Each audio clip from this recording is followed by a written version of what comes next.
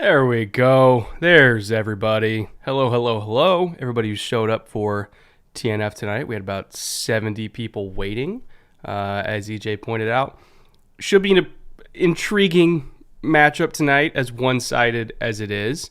Lot of different matchups that should definitely favor Philly, but also Houston's got some young talent that can't exactly be discounted. I think Brandon Cooks not being on the field for Houston, it's definitely going to make an uphill climb even steeper for them. But it doesn't mean that Houston is not completely fucked, just like 95% fucked. So, EJ, that being said, how are you? How's your night?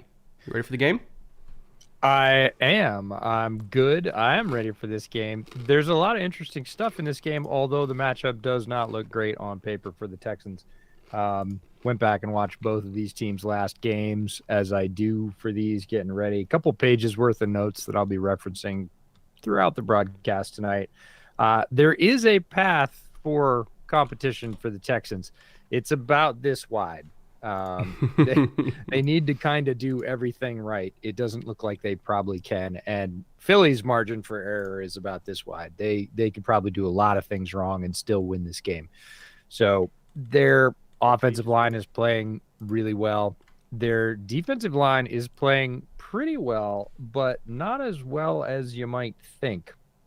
So they're allowing 5.2 yards per rush, which is the one place where the Texans might be able to give them some trouble.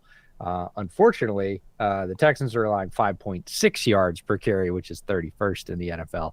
And guess what? Philly can run the ball. So on your little slip there, I think Miles Sanders should make an appearance.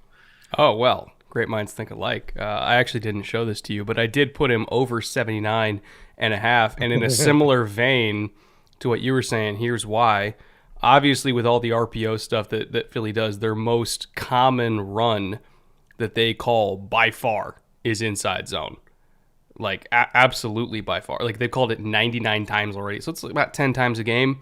As far as run frequency goes, nothing else even comes close. Their second most common rush is outside zone at only 32.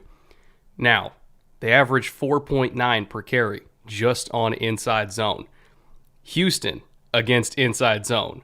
They've got it 57 carries so far this year against them. They've given up 5.7 just against inside zone. So, yeah, I'm with you. I got the Miles Sanders show tonight. That's actually why I took Hurts under 236 and a half passing. Not because I don't think he's capable of it. I just don't think he's going to have to. So I took him under passing, Sanders over on rushing. I took under on A.J. Brown receiving touchdowns because, again, when they get in the low red zone or even in the red zone period, I think it's just going to be run, run, run. I took Mills over 34 pass attempts because I think they're going to be down semi-early in this game and just have to throw like crazy. And I couldn't go a whole slip without including Damian Pearson here, so I took him over 17 and a half receiving. I'm hoping that with all of the quarters that Philly plays, which is their most common coverage, particularly on early downs. I'm hoping that with all that space to work with underneath, we're going to get some checks downs to Dameon Pierce. He can break a couple tackles, get me over that 17 and a half. So, more of a stats-based slip, but I did go through on the plane back from Buffalo yesterday, and I was watching all of the inside zone carries that Houston had given up for 5.7 per clip. It's rough. This is not just like somebody broke a big one and it skewed the average. Like, Nope. They're bad. They're straight up bad. Their defensive tackle, I'm not even going to call it depth. Their defensive tackle rotation needs help. Malik Collins is a good player. Roy Lopez tries hard. He's not holding up right now. They're not able to hold the line of scrimmage, and I don't even mean hold it where it is. They certainly are not a team defensively that can reset the line of scrimmage against an offense. They usually get the line of scrimmage reset against them. A lot of Derrick Henry's carries last week, he wasn't even getting contact for 3 or 4 yards. Like, he had a good 3 or 4 yard head of steam past the line of scrimmage before anybody got to him. And it was usually a linebacker or a safety. A lot of times a safety. So what Houston's middle is capable of stopping is much less robust than what Philly's bringing to the table, either on an O-line perspective or from their running backs, who are also really talented. So it's going to be rugged for them. However, they can give it back a little bit, and Philly does play with this huge amount of space in the middle. It's basically in between the numbers to about 7 yards deep. There's this Bermuda Triangle where a lot of times they don't have anybody. And Mm-hmm. while the defensive line is really good at pass rushing, they are allowing 5.2 per rush. So that's not a great number.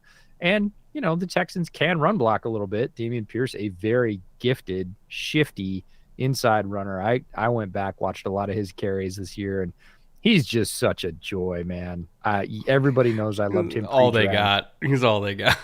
He's a ton of fun. He's got great balance, really good feet. He's extremely quick to his cuts, and then has some pretty good long speed, will run you over as well. Just everything back. And I really think they can get him going. The receiving angle's really interesting because I'd like to see them run some angle routes to that gap. It's not necessarily his strong suit, but there's almost never anybody there to counter it. Even when they do sort of pack it in and try and stop the run, they're not super effective. So they just tend to play really spread out, and the Texans are going to have to exploit that void, both with Pierce and then really I think their tight ends.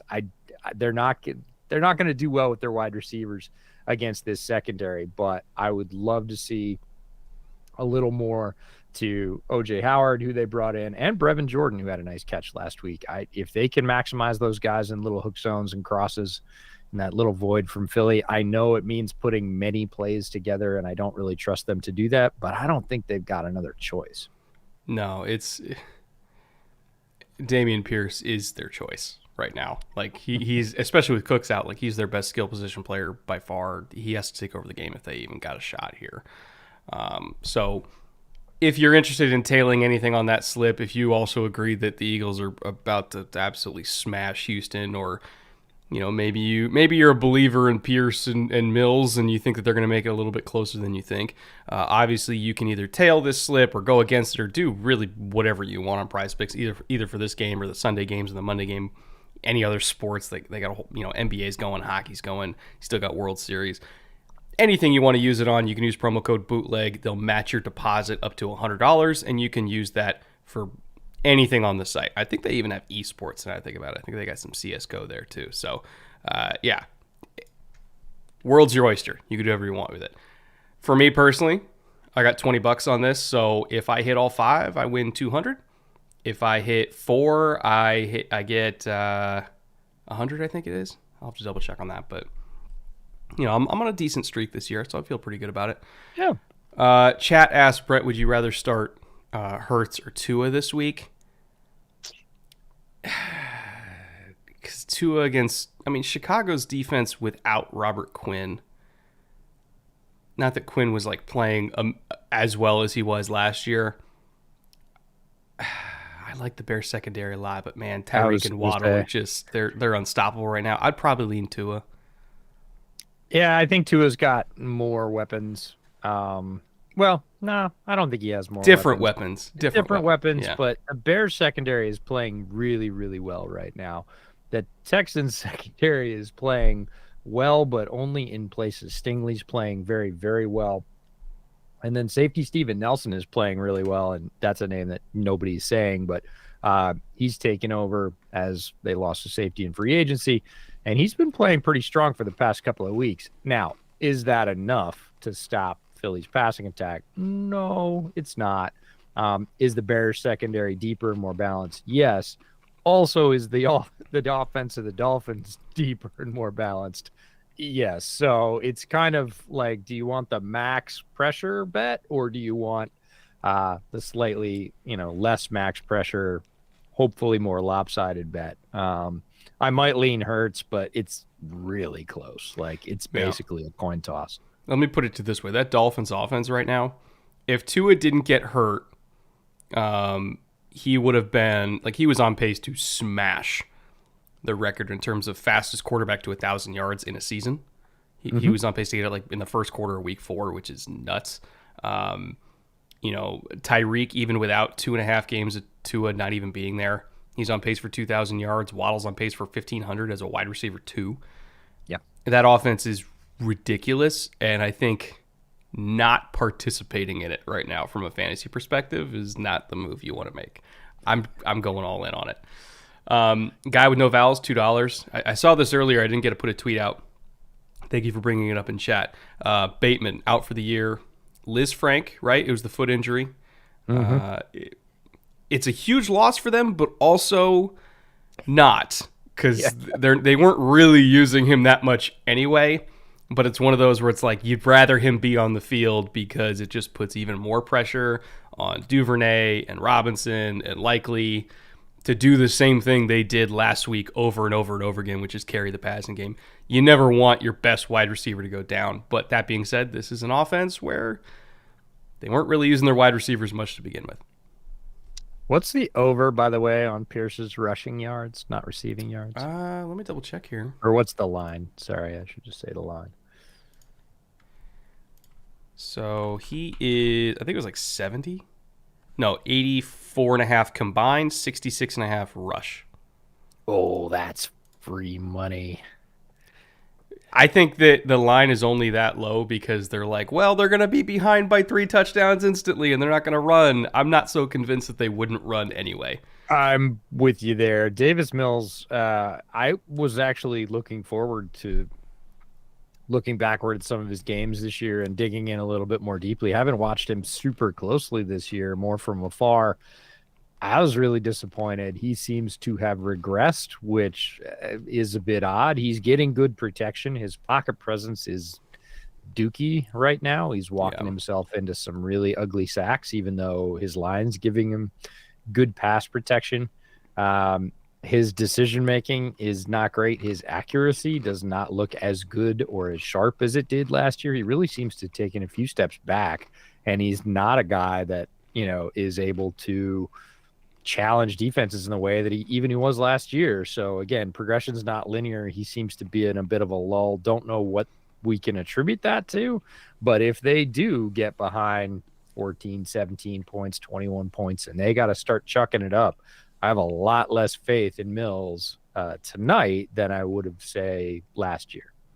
Yeah, there's definitely been a regression, and that's what's frustrating about him is that we've seen what he could be, which was the second best rookie quarterback last year, arguably the best, but at minimum second best last year.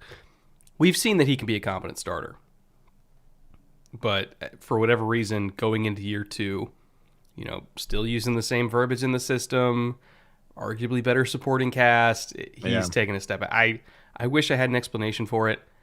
Without being in the room, I really can't. It's just, it happens sometimes. Like you said, progression not linear. Some guys just turn back into pumpkins. You never really Whatever it is, it's a sophomore slump, and it's not pretty, and it's kind of a bummer because I would have loved to see him, in tip-top shape going toe-to-toe with Jalen Hurts, who is, and we should mention this right off the top, playing the best football of his career. He's one of the only guys where progression is linear. He's never gone backwards. He's only gone up. Yeah, he's dialed, though, right now. He threw a bunch of dimes last week, and they were timing throws. They were thrown with anticipation. They were thrown to the right window where only his receiver could get it. He's showing a lot of trust, especially in A.J. Brown, who had a record-setting week. But Jalen Hurts is operating that offense with extreme confidence right now. He is operating it extremely quickly. He knows where he's going. He's always been a very cerebral quarterback. That's continued to grow, and he has grown within the Philly offense in that confidence. And whatever he's doing right now, he's doing like that. He knows where he's going, and he's executing really quickly, gives his playmakers a chance to make a play after they get the ball in their hands. He was a lot of fun to watch over the last couple of weeks. He is playing really, really sharp football right now. Those go balls down the boundary, and this is how you know that he's gotten so much better, because you look at Jalen at Bama, and even Jalen at OU. Early OU for sure. Early OU. The ability on a 9 down the boundary, because it's not just about, throw it far and go let AJ make the play. Like, you still got to throw it with proper leverage and put it in the right spot and know, Like, based on the split of your receiver and then how he's able to get off press in the first 5 steps, when you glance at that route, you got to know, am I leaving this inside? Am I dropping in the bucket outside? Am I throwing it back shoulder? Like, there's a lot of different ways to throw a go ball down the boundary. And you saw literally every little different nuance of how to place that ball based on DB leverage and coverage and how the route's being run and the split and everything like that. You saw that in last week's game where AJ got 4 touchdowns. The processing, that's what really impressed me about it, is because throwing that route is not just about arm talent. It's about processing so you know where to throw it, what landmark you're trying to hit. He's had a special year.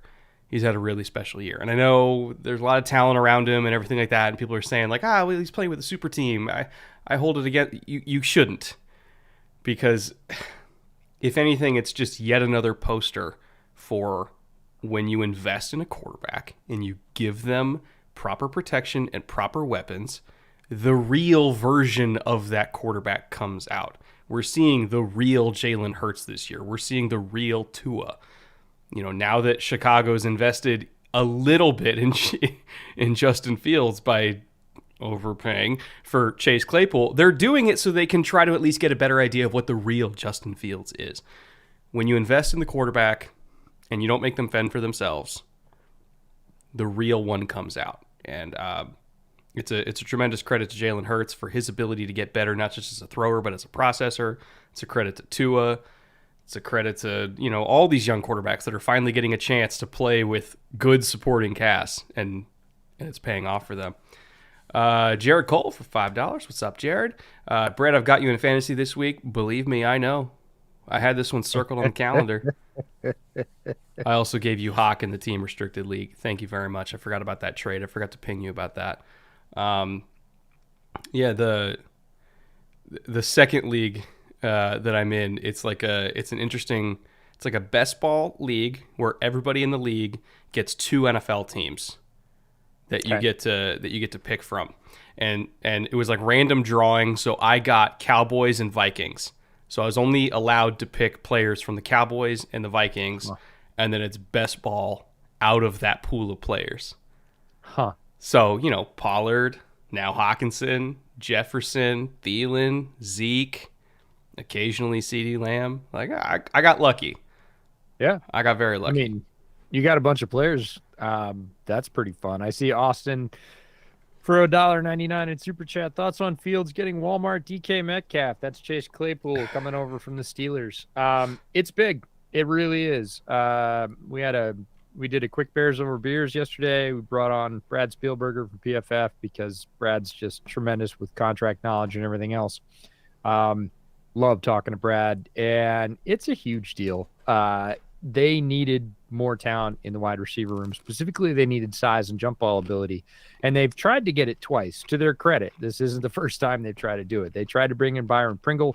He has some of that, and then they traded for N'Keal Harry. And you could say whatever you want about that. Those are size and jump ball guys that they could use on the outside. Neither one's been healthier on the field very much, so we really haven't gotten to see it. Claypool brings that plus a ton of speed. I know that Steelers fans got frustrated with him, but this is a guy that averages over 850 yards in his first 2 years, right around 60 catches, and can go get it, can play the X, can play the slot. He's going to free up Darnell Mooney from a bunch of double teams, and it gives Justin a weapon in the area where he is the best, which is accuracy down the field, outside the numbers. If he throws that route either from the shotgun or from play action, he has very, very good accuracy, and he needs a guy that can complete that catch. One of the great things about this is Claypool's contested catch rate has gone from the high 30s in his first 2 years to over 50% this year. He's making a ton of those. It is a perfect fit for him. He also understands that this organization wanted him. They went out and traded for him, and not only did they trade for him, they were willing to up a draft pick and take him away from a division rival. So it's good to come into a place when, your new boss says, hey, we want you. And another competing company says, hey, we'll give you a $5,000 bonus. And they go, no, we'll give you a $7,000 bonus. Come on down. We want you to play here. So it's a big deal. They wouldn't have done it if Fields hadn't showed a little bit of progression in the last couple of weeks. They believe he's making a move, and they want to give him some more tools. They also looked at the free agent wide receiver class this year, and it's not good. Other than a couple people, high-profile wide receivers forcing trades out of situations they don't want to be in, the straight-up free agent pool for the wide receiver class this year is not particularly strong. They saw that Claypool was available, that they could get him, that they had an extra pick in the second round, and they went and did it. The one thing I want to touch on, and I agree, technically an overpay for Claypool. Like, do I think that he's worth likely a top 40 pick at this point? Not necessarily. However, he is a much more known quantity than all the guys coming out in the draft. And I think at the end of the day, the Bears knew that they wanted to use one of their second round picks in this upcoming draft on a receiver if they didn't get to trade for one. And if you look at the hit rate for receivers, it's so easy to say, well, yeah, but T. Higgins was a second round pick. And yeah, Michael Pitt was a second round pick. In the last few years, know who else is a second round pick? Dwayne Eskridge and Laviska Shenault and Tutu Atwell.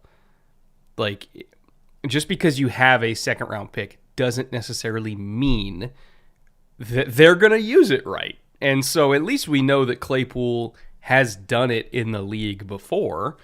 He did fall out of favor a little bit in Pittsburgh, and they did draft another guy in the second round who we know should have gone in the top 15 to 20 anyway, but he didn't. He slipped for various reasons in George Pickens, who was a better talent than Claypool coming out. But, like, you can't guarantee that in next year's draft there's going to be a George Pickens caliber guy sitting there in the top 40.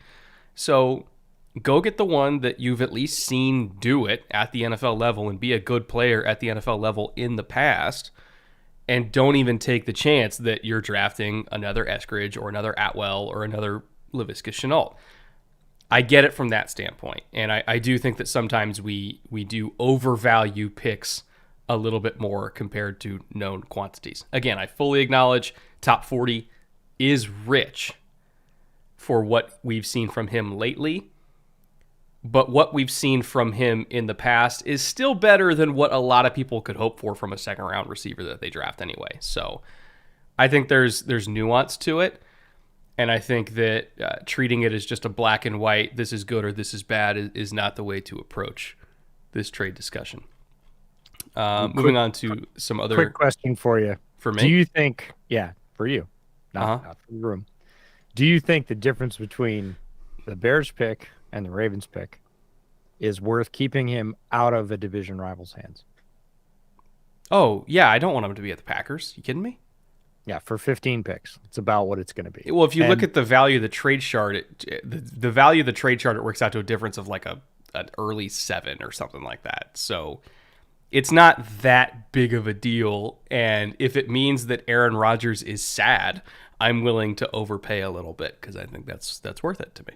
What's crazy about production is he keeps saying what he's done lately versus what he's done in the past. So first year, 62 receptions. Last year, 59 receptions, right there, right around the 60 mark. We're through 8 games, or roughly half of our 17-game season. Know how many receptions he has this year? 20, 25, somewhere around there. 32. Well, there you go. Right down the middle. So the big deal is his average dropped from just over 14 yards a catch for both of his first 2 seasons to 9.7 with Trubisky and Pickett throwing to him. So his yard total is down, but in terms of catch total, he is right on point to come in right about that 60 mark for the total of the season. Yeah, and in the end, like, could he really be any worse than what the Bears have? No. Well, the other thing is what people think number 2 wide receivers get. Because when you say, oh, he had 850 plus yards in both of his first 2 seasons, people go, oh, well, that's not all that great. Because they're thinking about all the number 1s, or places like Miami where number 1 and number 2 both are going to go over 1,000 yards, or the Rams or whatever else. Having 850 yards for where a number 2 wide receiver is pretty standard road production. That's well more than most wide receiver 3s. So anybody saying, oh, Claypool's just a 3, no, you're not looking at standard production for wide receiver 2s around the league. That's right at. So he's proved he can do it ever since he got in the league, and I hope it continues. Monophthalmos. God, I fuck up this name every week. I'm so sorry. Monophthalmos. I hope that's correct. What in a nutshell is wrong with the Raiders? For starters, it's a new thing every week. There's some weeks where they sustain drives really well, but the defense shit the bed. There's some weeks where the defense mostly plays pretty well, but the offense just can't sustain drives. There's some weeks like this week where nothing works at all. But it is kind of a new thing every single week. And there's been a couple games where they should have won and they snatched defeat from the jaws of victory. Is it a coaching issue? Is it a talent issue? It's probably more coaching than talent, because you look at the roster and there's no way that team should be that bad. But at the same time, I can't not put some of the blame on Derek Carr for how he's playing. I can't not put some of the blame on the offensive line. I can't not put some of the blame on the defense. The players just are not playing well either. And so it's tough for me to say, we should abandon this 1 year in and blow it up. I'm not at that point yet, because at least it's not a toxic situation.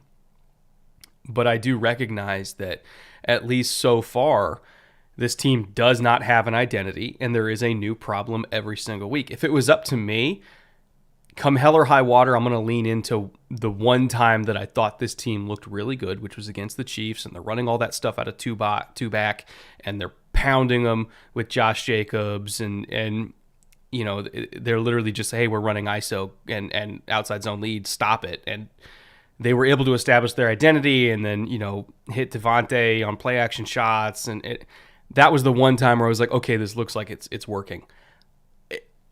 I would rather them really lean into that so that at least they have an identity and they can build out from that. But it does seem like every single week there's just a new shit show with a different flavor. Yeah, the one really bright spot for the Raiders, and I know we're not talking about bright spots for the Raiders, we're talking about a lot of dark spots. They haven't gotten a lot from Darren Waller, and it has not clicked so far, but it is the first year of a new system. The one bright spot is Josh Jacobs. 676 rushing yards, 6 touchdowns. He's 4th in the league in rushing, behind only Nick Chubb, Saquon Barkley, and Derrick Henry. Running with, I would say, renewed purpose and really showing why he was such a high pick originally. Getting lost a little bit in the fact that the Raiders are not living up to expectations, especially with all the additions they made in the offseason. I think we all want to see that team gel. I mean, I suppose other AFC West fans of their division rivals don't. But Raiders fans, and I think the rest of the NFL fans, that team's loaded. It's loaded on offense, got a ton of cool defenders. Like, we want to see that team operating at full tilt, and they've just not. They've found a way to not do that much more often than they have, and it's a bummer because it'd be cool to see them click and take off and go on a run. It doesn't feel to me like they're going to. Even last year with all the tumult, and then they lose their head coach, Rich Bisaccia comes in, and all of a sudden they start playing. It's a little bit like the Panthers this year. They basically lock in and start rolling off some wins, and it was fun to see. And then they went out and said, no, yes, we're going to change coaching staffs, but we're going to go all in talent-wise. We're going to pick up some big-ticket additions and really push for, divisional crown, divisional lead. And they've just stumbled so far, and it's not really that much fun. I just realized I made a mistake, EJ. Which one? I shouldn't have taken Hurts under. They just showed pictures. I forgot he was a Channelview kid. He grew up in Houston. It's a homecoming game for him, man. He's going to throw for 500 yards tonight. Yeah. Fuck. I forgot about that. I forgot he's a Houston kid. Finnegan in Super Chat. $5. Thank you for the $5. I've got $13,000 payout if Hurts and Sirianni get MVP and Coach of the Year. Am I getting paid? My answer would be a very strong maybe. Like, it's definitely not a no. You're not out of the money yet. Coach of the Year is more probable than MVP right now, but I'm also not ruling out MVP if they keep winning like this. Yeah, honestly, looking at Philadelphia last week, I watched that tape. It's a dominant win for them, but they are, undefeated. Yeah, And and they're probably looking, going to stay undefeated tonight. yeah, if you Yeah. look at the back half of their table, they have a really good chance to stay that way. Will they? It's a very difficult thing to do. They will probably fall off for a week and lose focus, but that doesn't mean they're not the best team in the NFC and rolling. They really do look like Buffalo. Somebody asked earlier if it was a trap game tonight, and my answer is no, because they could play poorly and still win, a little bit like Buffalo did versus Green Bay. They're that good and in that many phases. And I really think the Texans, unless Davis Mills just catches ungodly fire tonight, don't have enough firepower to keep up with the Eagles, even playing kind of not that great. So I don't really see it as a trap game. I see it more as a sort of David and Goliath game. Well, there's Damian Pierce ripping off a bunch of First those yards. carry, inside zone, like you were saying. Neither team could And stop the run tonight. no, and we're going to see a lot of runs in between the tackles. And honestly, if I'm Houston, I'm actually running right off the tackles too. Off tackle is going to be a great run for them, puller or not. Because look, they're making space, and Philadelphia just doesn't seem very committed to packing guys into the box. They're like, sure, we'll give you those runs, but you're not getting anything in the passing game. That's been very effective for them. They're undefeated. So it's going to be fascinating to see how much Philadelphia allows that. And if they ever, even if they keep giving up yards, sort of compress down and play, 0 or something to clog the gaps. I don't know that they will. They seem completely willing to give up 5, 6, 7 yards a run and just say, you're not going to win with that because you can't keep up with us. Yeah, it's literally the same problem that Green Bay has, where it's like, all right, we'll give you 6-minute drives all day, but yeah, you and can't that's score the in problem. 3 minutes. That's the problem for the Texans is they do not have a lightning strike big play threat. Unless Damian Pierce breaks 4 tackles and goes for a 60-yarder, Nico Collins played pretty well. Brandon Cooks is out. Neither one of the tight ends really show deep seam ability. They show from, I would say, middle zone inability that's very good, but that means multiple play drives that you have to string together without mistakes, and Mills hasn't really been capable of that this year. Let's see here. 1st and 10. Couple nice Damian Pierce carries so far. God, he's got fucking quads like crazy. I love this guy, man. Line it up in 2 back. We just don't want Davis Mills to throw ever. Well, see, there's Damian Pierce's balance. He slipped really badly in the backfield right there, kept his balance and accelerated almost as quickly as if he hadn't lost his footing. His balance shows up about 3 times a week, twists and spins where he gets hit, keeps his balance, keeps driving, that other folks don't really have at the running back position. He's ridiculously talented, and just if you love running back play, keep an eye on him. Little return motion. They're going to use it with blockers. Got to beat one. Okay. Sets up a 3rd and 5, which means we're probably, by coverage stats here, probably going to see man coverage from the Eagles. And it comes down to, do you trust anybody from Houston to break that man coverage? I want to see OJ. I want to see some balls thrown with leverage to OJ Howard because he's big enough with frame with somebody on him. He's in there.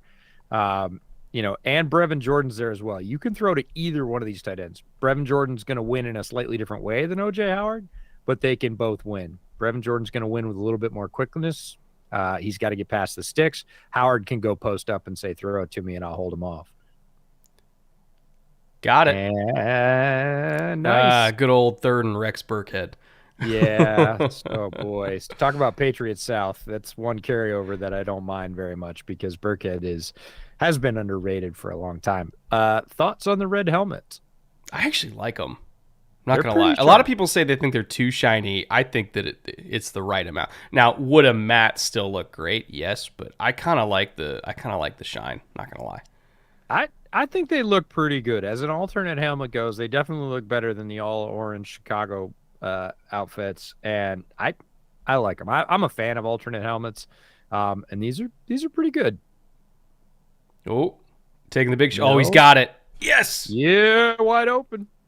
Huge catch. Great catch, actually. Turned him around. Philip Dorsett, who honestly I had forgotten was still in the league till I started watching Texans highlights last week.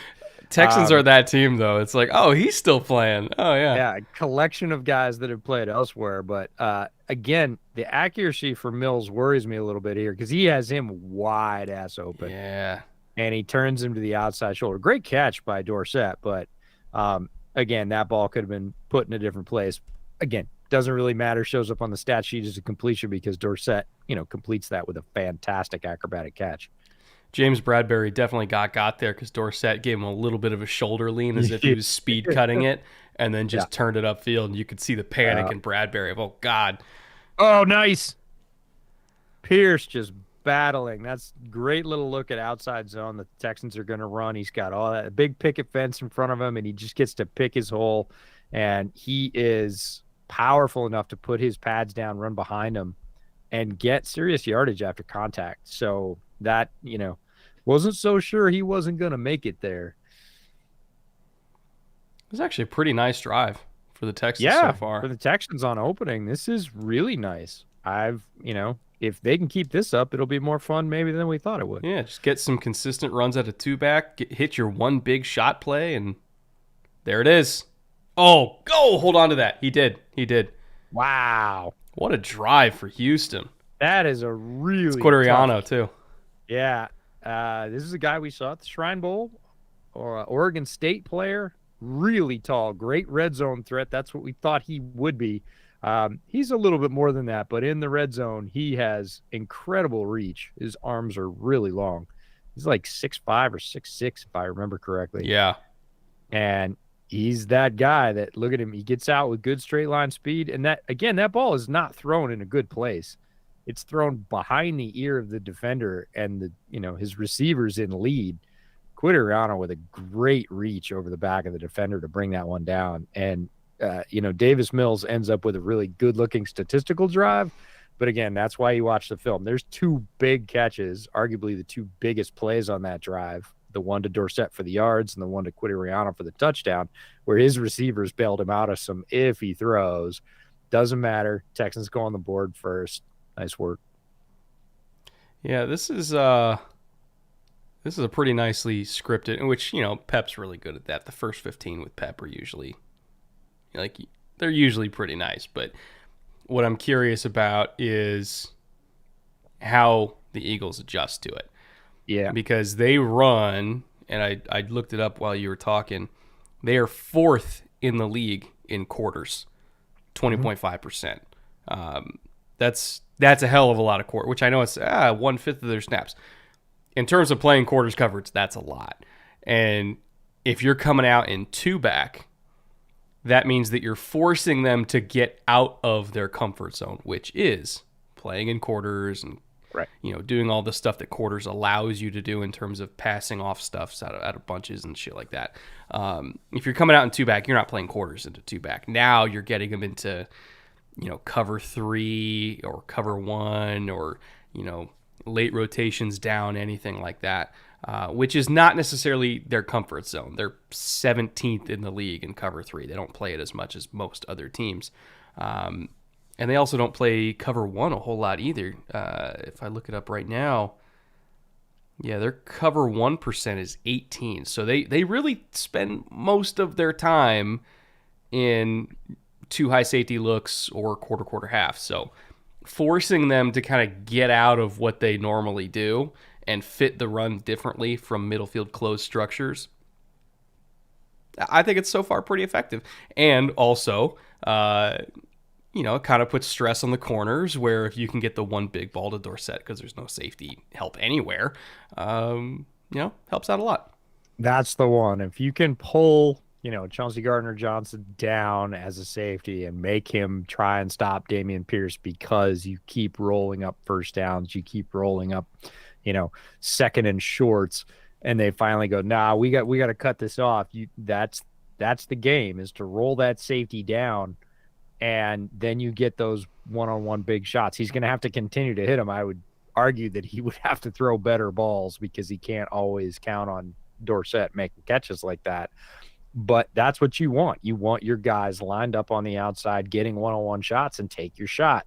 But you have to earn that with Damian Pearson, little shots to the tight end, and maybe even some little fullback screens, stuff like that to really pull that safety down. Ooh, Big shot on the return. yep, that is a heavy hit on the return for Ooh, sure. flag.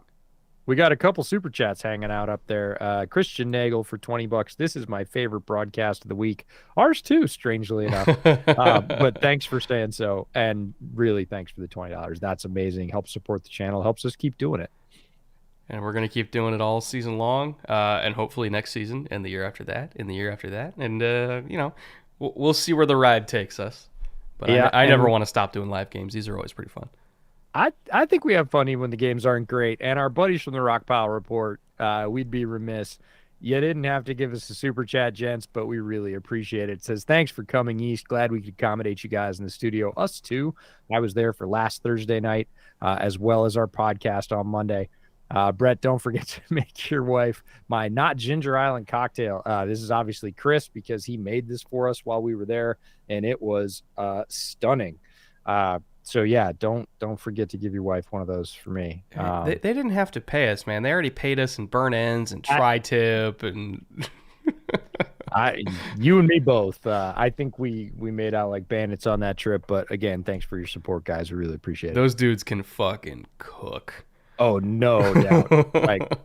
And everybody they invited can cook too. Yeah. I mean, how often do you go? Is that just a Buffalo thing? Like you know how to cook? It kind of is. Like all my relatives. You know what my aunt told me to do when I told her I was going to the tailgate and told her what the menu was?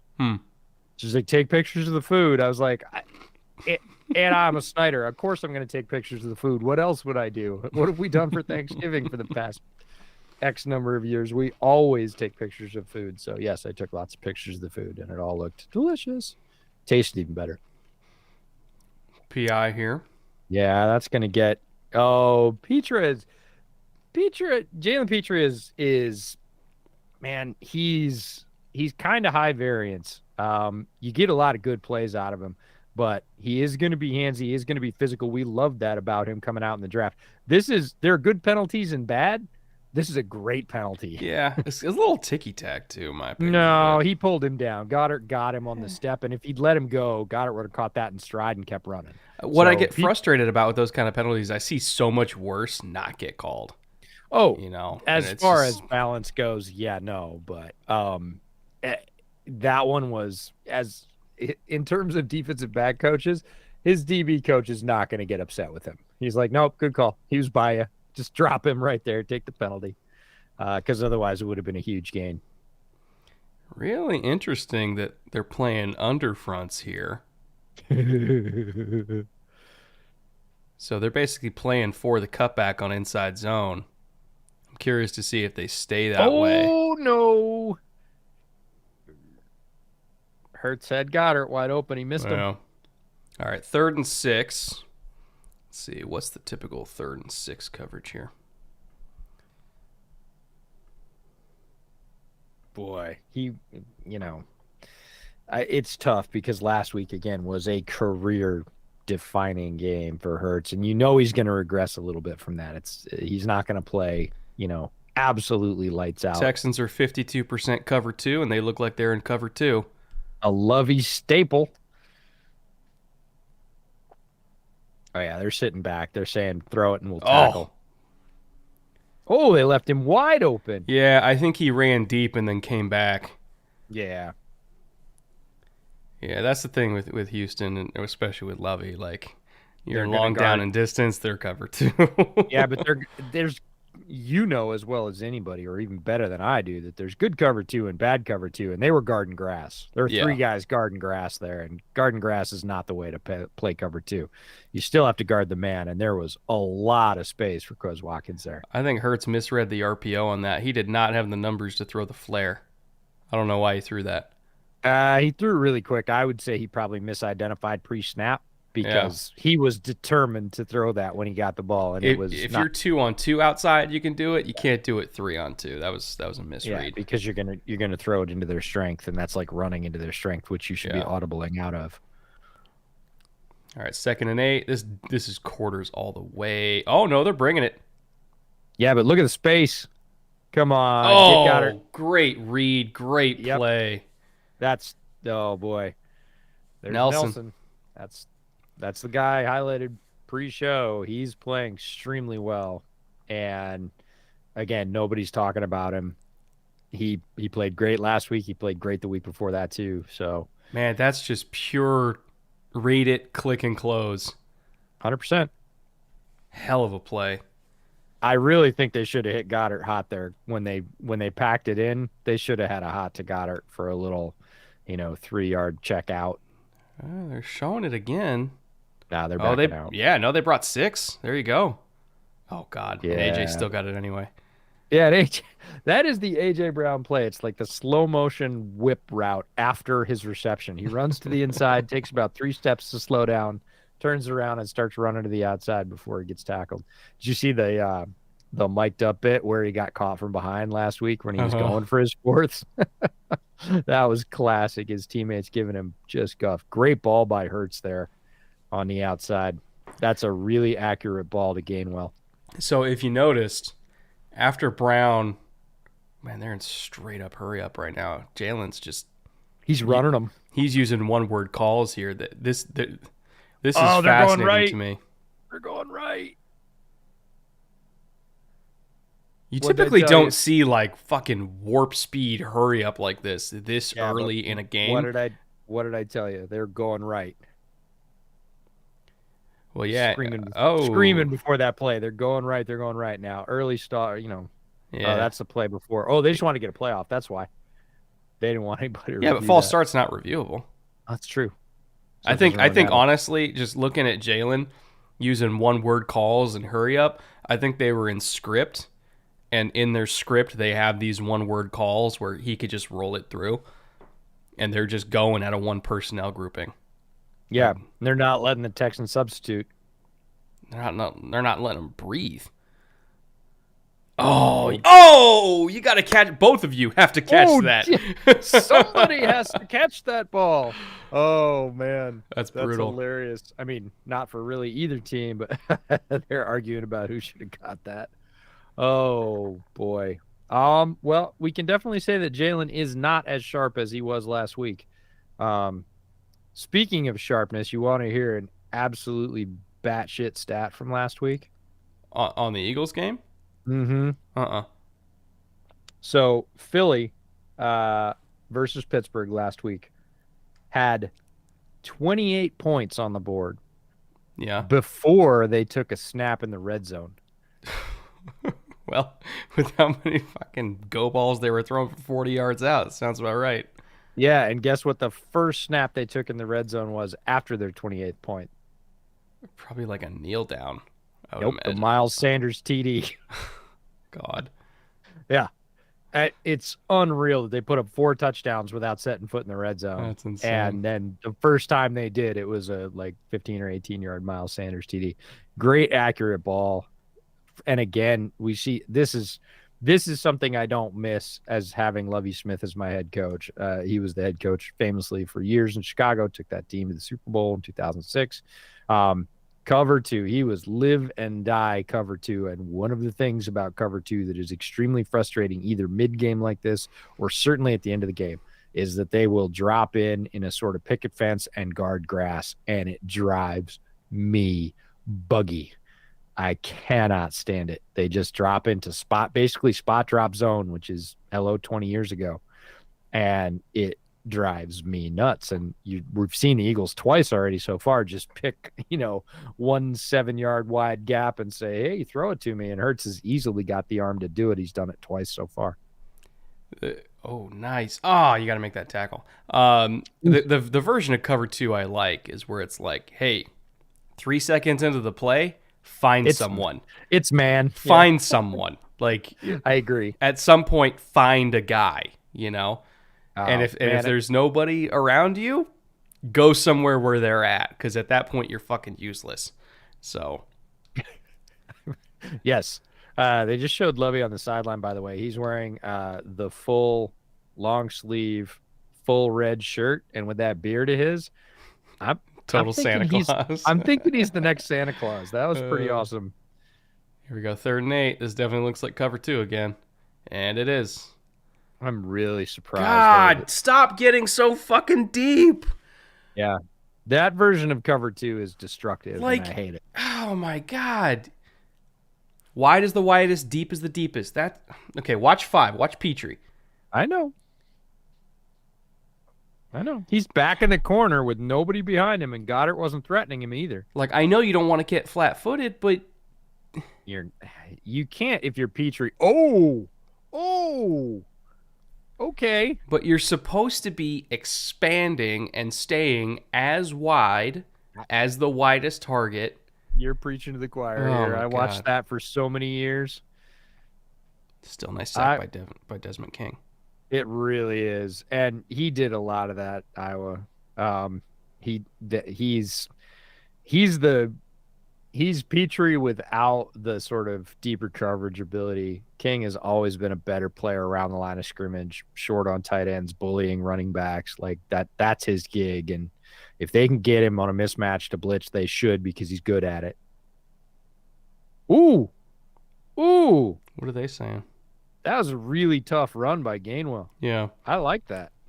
Joel Thompson for $10. Thank you, Joel. Here's my contribution to your fundraiser to buy the Commanders. Well, only $5.6 billion to go, but I appreciate that. Really, Joel.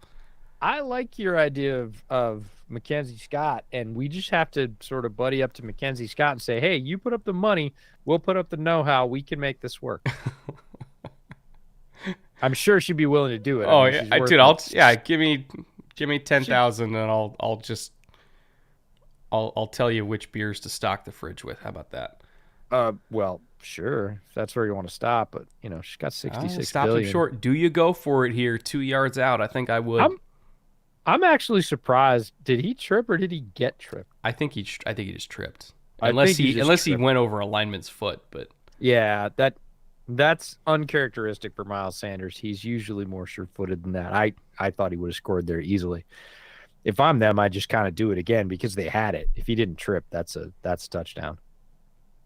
find a cure for $5. Weekly pun. If the Eagles have an efficient run game, I guess you could say Kenneth gains well. Even then, Sanders looks like he could run miles. Oh boy. All right. I hate how much I love that.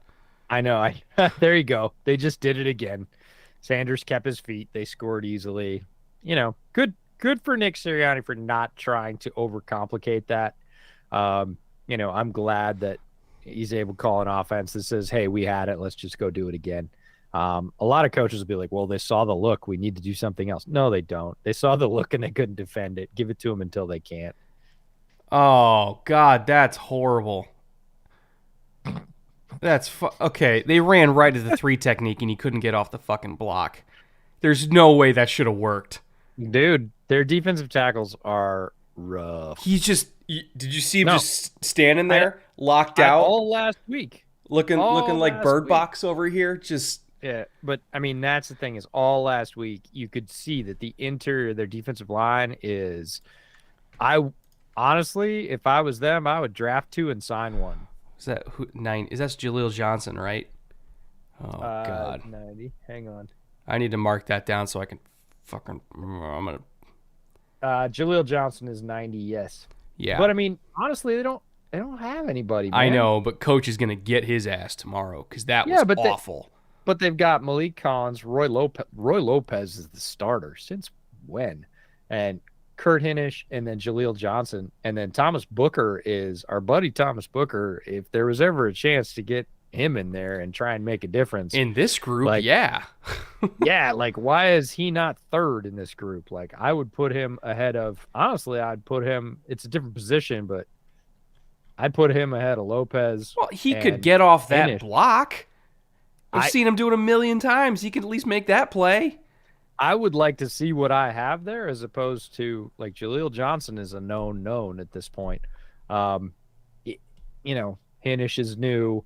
Lopez has been around a little bit, a couple of years, right? And Malik Collins is the best of the bunch, but that's the thing about defensive tackles. Inside, defensive end, outside, you got to rotate them. You can't have guys playing 800-900 snaps. They'll just wear down. And this group is going to get overpowered almost every snap from the start. Like even just lining up on paper, if you line up their interior defensive front against just about any offensive line in the league, you're not winning off the go, and then the guys coming in behind them are not better. So I would rather take a young guy like Booker with some potential and say, hey, you may not win, but you're going to learn a lot and you're going to figure some things out and we're going to help you and we're going to see what we have in you. That's, again, my personal bent or preference, but, I just don't see a lot stopping them, like on-field play. There are guys you don't know the names of that play pretty well in this league. These guys aren't them. Where's Blacklock? He's gone. They got rid of him a while ago, if I recall correctly. It was trade him or cut him. Trade him for a low round pick, I thought. Yeah, it was like trade him 2 months ago, something like that. Yep. If Darren Payne doesn't re-sign this offseason, I'm sure the Texans will offer him a very pretty contract. They have to. I would hope so. They need to. They desperately need him like I need oxygen. Or guess what? Draft one of the other 3 guys coming out of Alabama that look just like him every year. Or Georgia or Tennessee. Because or that's the type. They need another one. And actually they need another 3, and that's tough. Yeah. No, well, the run defense has been an issue for them for interior years. Especially. Years. They and I put this in my notes, but Jerry Hughes can still do it. Like, nobody else is bringing pressure.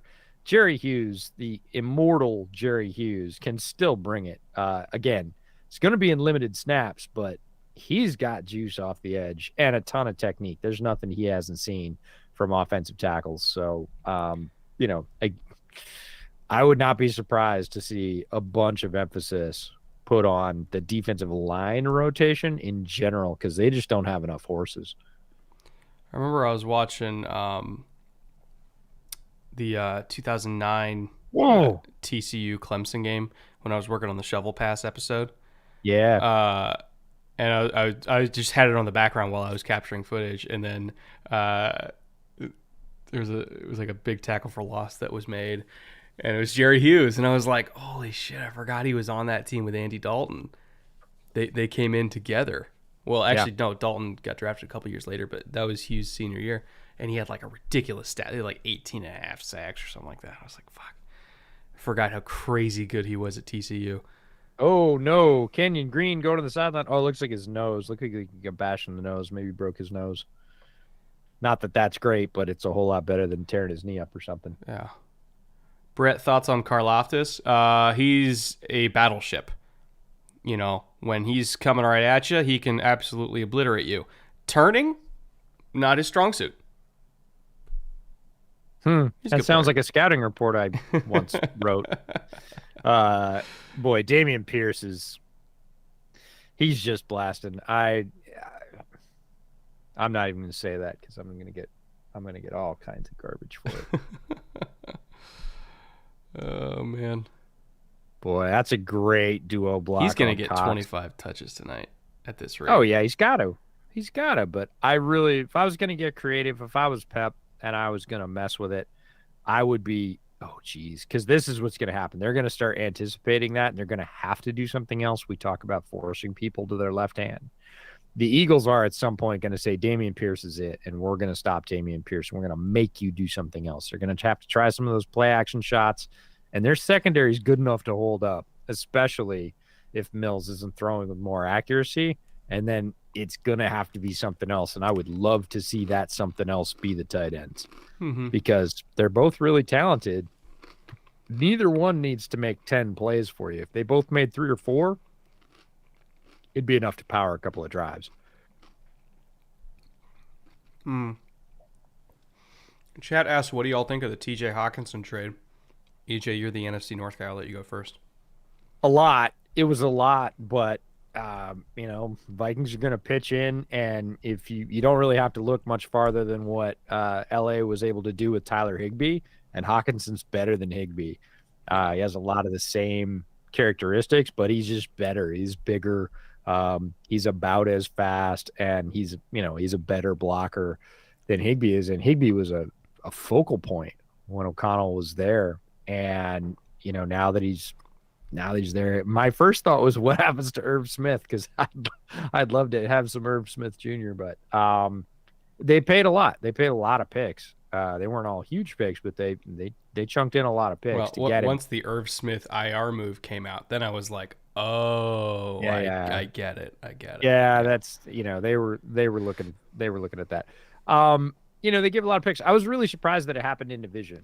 Speaking of division, like it's pretty rare to take a very good, very talented player, trade him in division while he's in his prime. And Hawkinson is certainly that. I really think it's just a look from Holmes as to how he wants to balance his offense in Detroit. And he was like, look, we're not going to pay him $1 billion and he deserves it. We're going to trade him and get something for it. And I, there's a really interesting thing with teams that have to spend a lot of money, and Detroit's not necessarily in this boat. But it came up during our conversation with Brad Spielberger about the Roquan trade, and people saying, "Oh, you didn't get enough for Roquan." And Brad brought up a great point that I hadn't, you know, fully considered or considered the right way, which is everybody says, "Oh, the Bears are going to get a comp pick if they let him go." No, they're not. Mm-hmm. They literally can't. The Bears have to spend next year not to get to the ceiling, which is 100 and they have 125 million or whatever it is right now. So not to get to the ceiling, the Bears have to spend to get to the floor. The CBA mandates that you spend a bunch of money. In order to spend even that much money to get up to the floor, the Bears are going to buy more free agents than they get out. So their balance is going to be plus folks they bring in. They're not getting a comp pick, even if Roquan gets away. So anything they get for him now, whether or not you think it's worth it, is more than they would get if they let him walk at the end of the year, which was clearly what was going to happen because they'd had the contract impasse. So kind of feels like a little bit of the same deal for Detroit, where they're like, look, we're not going to pay this guy $1 billion. And I'm, again, surprised they did it in division, but they soaked him for a bunch of picks. And, that's a pretty good deal for both sides, actually. I also, another component to look at here is they're not going to compete this year. They're way too far behind. Minnesota is. So you get a second and a third out of them. And you're trading away Hawkinson and a couple fourths. Oh. Which is not a whole lot. So, they're giving up 2 top 100 picks in this year's draft so they can keep this thing rolling and try to keep up with Philly. If Detroit's not competing right now, and there is a potentially insane tight end class coming out this next year, you might as well try to get younger and cheaper at the position in the upcoming draft, get extra picks, and keep it rolling that way. So I got it from both teams' perspectives. All right, 3rd and 6 here. Is Philly going to bring it? Maybe they bring 5? Nope. False start. Yeah. Nice little completion to Brevin Jordan there. We sort of missed that while we were talking about trades, but I really do think they have to lean on both those guys tonight because it's what's going to give them a chance, and it'll take some focus off Dameon Pierce, because if they keep running him in the second half, he's just going to have a bullseye on his chest. They're going to be knocking him all over the place. So let's see. Eagles run a lot of man coverage here on 3rd and 11 plus. I'd be expecting some kind of man look with a pressure package maybe underneath it here. Did you see that? They're trying to hurry to the line to see the look. They're trying motion. They're giving Mills every possible tell. Oh my God, you cannot give up a scramble to Davis Mills like that. Why did he turn? I really don't. I couldn't get a read on why the DB turned either. He should have just squared up and hit him. Why did he turn? That's the weirdest thing. Did he think he was going to throw? Did the pump fake get him? I don't know. No, right here, Mills. Why does he turn?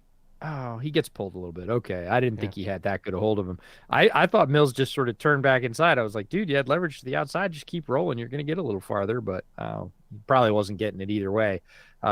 Yeah, like you said, can't really give up a scramble first down to Davis Mills. That's not a good indicator of how your defense is playing. If you're Philly, William Jackson to the Steelers. Thoughts from JJ. I thought it was a good trade. I mean, I think for a team that runs that much man coverage, which they love man coverage, especially on early downs, you need all the corners that can man up as possible. As possible. And so specifically for that ability, I think it's a fit. They were really struggling at corner, which we said going into the year. Like, if the most expensive corner on your team is $3 million, being a man-heavy defense, maybe not the way you want to go, but they insist on playing that way, and they knew they had to bring in talent to help them do it. So I like the trade from that perspective. At his best, William Jackson is a pretty sticky man corner. Not like elite or anything like that, but definitely starting caliber, which, considering everybody else on the Steelers roster right now, I question if they have that label. I think it's a good trade. I love the fit. That was the first thing that I popped up on Twitter when it happened. As soon as I saw it, was love the fit. If he had to go anywhere, Pittsburgh is one of the top 3 teams where he is a lock fit for what they want to do. Everybody said, wish it was 3 years ago, wish it happened in the draft. Yeah, sure. Bygones being bygones. He was available. They needed the help. The cost was not exorbitant. Why not? Like, that secondary, can be really ridiculous. They needed help at corner. Jackson is someone that can slot into their system and give them the help they're looking for. I love the fit. Really, really sort of lock and key stuff. Levi Wallace is solid in zone. I've never really considered Levi a good man. I mean, even when Levi was in Buffalo, he was not very good. He had like one decent year as a man coverage defender, but most of the time in zone was really where he was more comfortable. And then what teams used to do against Buffalo is anytime they would go 3-by-1, they knew that Buffalo was going to be in quarters and that Levi was going to be isolated backside, literally in man coverage, and they just pick on him all day. So I've never considered Levi a good man corner. Zone corner, he's fine, but they only play zone on like second down and sometimes on third and long. Chad is heartless. Says, you mean Levi Apple? Oh.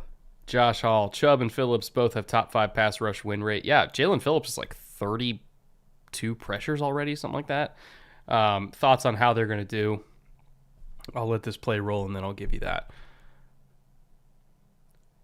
Oh, they're taking another shot. They're just letting Jalen throw like crazy tonight. Oh, my God. Oh, just rolling the extra 10 yards. AJ is gonna get it again, man. He got brought down by a shoestring. He's too big for that. He's got to manage that a little bit better. I know he's not. You can't change how fast you are, and he got caught from behind last week. But oh man, you got to get that foot up. He's gonna hear about it from his teammates again. Oh, look at that. Yeah, I think my under on Hurts was not ideal. If they can do this, we talked about how much they're going to run on the sort of, secondary of the Texans. Look, if you can throw and have this kind of success against air, like it's 7-on-7 out here. Yeah, no, it's less than that. This is like shell drills. Oh, Texans got it. Yes, they did. Second time they've got him on a nickel blitz coming off the edge. Jaleel Johnson comes back and redeems himself.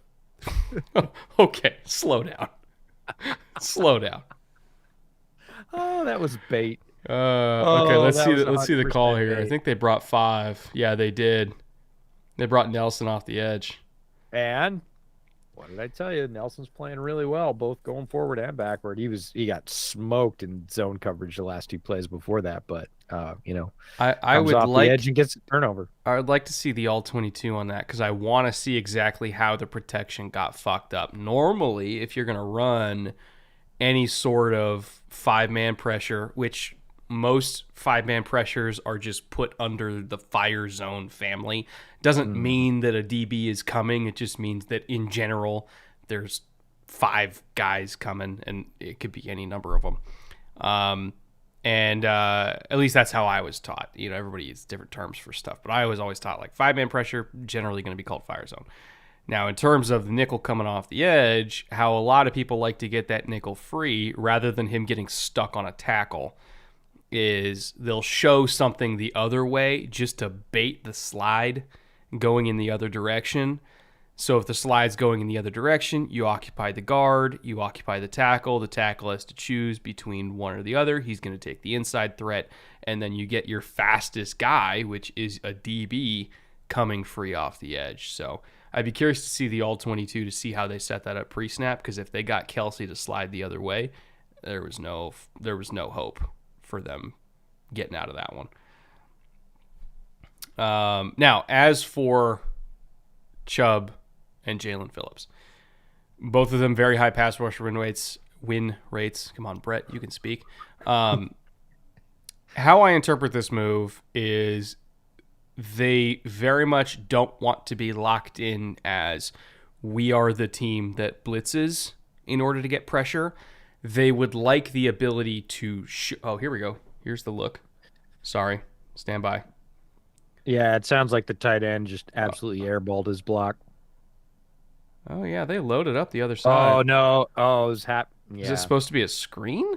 No, now I don't know what the fuck happened. He was looking inside when that ball got snapped. He was looking inside, so Nelson gets by him with. But then he kind of backed off as if he was going to get hit hot, and he wasn't. It did look like that. Now if you got beat real bad, what would you do? Make it look like it was just a miscommunication? Yeah. Hey, come, I thought it was, as opposed to there was somebody reviewing all 22 college tape now last week, and one of the left tackles got beat so bad he just turned around and screamed at his quarterback, "Row it!" Yeah, that's gonna do a whole lot. I mean, it was all he could do. I mean, he got a handout. Guy went by him, and he literally turns and looks at his quarterback and screams, "Throw it!" Now back to Chubb and Jalen. Yes, finally. Oh, there it is. So what they're going to do is they're going to line up and they're going to show blitz, and they're going to do a lot of what they did against Buffalo, which show blitz and then play shell coverage behind it. They'll drop out of it and they'll play cover 3 or cover 2, and they're still going to just rush with 4. But if you're going to do that and you're going to do more straight up zone coverage, even though typically we've seen them as like a man heavy defense, if they're going to do more of that zone stuff, you got to be able to win with 4. And it's possible that they didn't think that they were good enough outside of Jalen to consistently do that. And so they brought in Chubb because they're like, screw it, this is our window. We want to be able to be as multiple as humanly possible on defense, so we can blitz when we want to blitz. We can rush with 4 when we want to rush for 4. We can play man, we can play zone. They want to be as multiple as possible. And if they got to pay Bradley Chubb $100 million to do it, I don't think Stephen Ross cares very much because he's got $11 gazillion. And yeah, I like the trade. So chat calling out the fact that tight ends are getting more involved. They've taken a couple shots to Howard. They hit Jordan earlier. I wonder a little bit if the Texans aren't tipping run, because holy cow was Philly coming on the last one. We had a couple of super chats I didn't want to miss. I'll get to them after this play. They're going to have to spread this out. 2 receivers to the field side. Mills. Oh, God. Look out. Yep. All right, then. Moving on. Find a cure. Thoughts on Ramondre's emergence? Him and CNC are the only running backs with 500-plus rushing yards and 200-plus receiving yards coming out of OU. Was this expected? I thought he could be a very functional back in the right system because he has great feet and really good vision. And anytime you get a back that has those two things, you have the potential for them to be very productive. He did not have long speed. He still doesn't. He's got great size, but he doesn't really run super heavy behind his pads. He doesn't go down on first contact or anything, but everybody just assumed since he was a bigger back that he was a bowling ball. He's not. He's more of a dancing bear, to use an offensive line term. And it was all about where he was going to land, whether or not he was going to get a chance. He didn't initially. He is now. Am I surprised that he is being productive, especially in that offense? Not really. I think it's a really good setup for him, and the offensive line is really well schooled, really well coached. So, I think it's more about fit and opportunity, but he always had talent. He just couldn't get in a system. Like, he wouldn't have been tremendous in San Francisco's or Miami's wide zone system where you really need speed on the outside, because he doesn't really have that, but he still would have been productive because he's just a damn good running back. And then Full Metal Savage, EJ, I watched The Old Man. on your recommendation. I forgot I recommended that. Excellent taste, dude. Hook from episode 1. Yeah, I can't wait for season 2 to come out. Jeff Bridges, along with the rest of the talent in that show, is fantastic. Really, really good. My wife started watching it after she was like, "Hey, what'd you watch on Hulu?" And I was like, this, and this. And she told me the other night, "I'm gonna start watching it." She said the same thing after one episode. She's like, "That's really good," and it gets even better. It's one of those shows that just kind of rolls. So glad you like it. Thanks very much for the support, both of you, and thanks to the 600 of you that are hanging out watching the Texans and the Eagles. Russell at Bootleg Football, what does shell coverage mean? JT O'Sullivan did a video saying he had never heard of such a coverage, and I didn't understand how it makes sense either. So the thing is, every coach always has a different name, and some coaches, when they say a too high shell, the term shell for them is just another word for saying pre-snap look. In terms of what shell coverage is, when I learned it in high school, it was our offensive coordinator who referred to shell coverage, which is his way of basically saying, like, it's not quite prevent, but it's like soft quarters, not match quarters. And so there's two high safeties. They're getting back in their deep fourth. The corners are getting back. Everything's playing over the top. You're creating a shell over the top of the offense. And it was literally just used in like very long yardage situations where you're building a picket fence at the sticks and then coming up and tackling. Now, Hey, Brett, what? you got a big flat thing behind you. What? It's all white and shiny. Yeah, it's not good enough to. I'm not gonna draw just shell. Like, I'll save it for one of these plays. I just It's literally just like how quarters looks in Madden, where it's like, oh, we dropped to our spot. Like that's what I learned was shell coverage, and it was literally just a very long yardage call where we're building a shell over the top of the offense and we tackle shit short. It doesn't really have any meaning beyond that or practical application beyond that. Yeah, Eagles got the edge here. They get outside, and a lot of help. Big ass stiff arm. Watch this. Yeah, and look at the help from the blockers here. Yeah, right across the Two front of them. face. Woo! Boom, boom. Yeah, Miles Sanders is a powerful guy. A lot of folks thought Miles Sanders was going to be the next coming of Saquon, and I was just like, it's not the case. He's really good, but he's not like that. Oh man, I might hit the over on Sanders on this drive. Look out. Yeah, Miles Sanders, again, they're not going to be able to stop him if he comes through between the tackles. Not before he, he had so many yards in the last 2 carries, he just tapped himself out so he could get some air. Yeah, Miles Sanders is going crazy. Not surprising. We're going to pull that slip up and do our sort of first quarter check-in. And this is something we said pregame is if he gets leverage between the tackles, he's gonna get a ton of yards. He's too good a back not to. Their offensive line is too powerful not to. The Eagles are pretty much the Eagles are pretty much able to do what they want to do right now, both in the running game and the passing game. It's amazing this game is tied. It really came from that script touchdown. Oh, but look at this. Look at them start to just sort of impose their will on the Texans inside, outside, went back to outside again. Like Sanders taps back in now. He's hungry. Like running backs can't wait to get back in when their offensive line is getting pushed like this. Watch this pull from Kelsey. Bang! Not even close. Complete seal. He's such a technician. I love watching him play. Did you see his quote about pregame fits? Yeah, where he's just like, I just roll up in my shirt and my jeans, and that's yeah, it. he said, what do I care about it? What do I care about a pregame fit? I like playing football, not dress up. I was like, Also, Russell, one more note on shell coverage. I totally believe that JT has not heard of that name being used for coverage before, because to be perfectly honest, not a lot of coaches that I know use that name. So everybody calls shit differently. I'm sure if you asked him like, "Hey, what do you call this?" He just says prevent. But it just comes down to different names for different stuff. But in All high right. school, my offensive coordinator called that shell coverage. Hurts is back to his hurry up. One word calls. Looks like he's getting one here. One or three. Ah, I it's a would good keep it play. Is that rolling. Hughes? You're 6 inches short. Just keep going. Is that Hughes? 55? I didn't see. Yep, Jerry Hughes. Great play.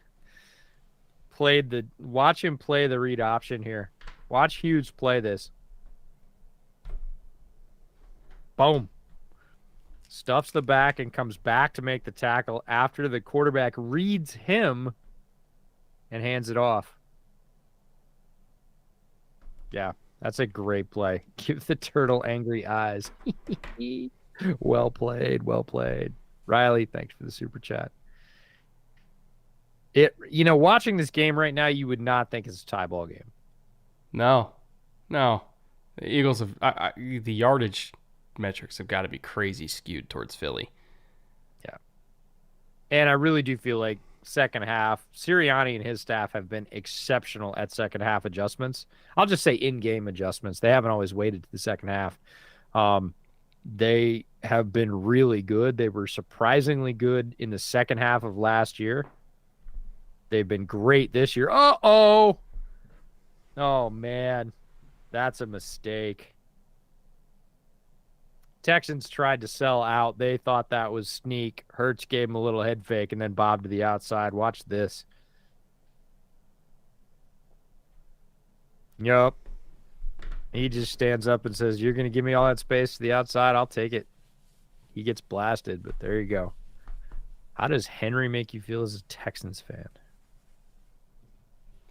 Deep existential dread.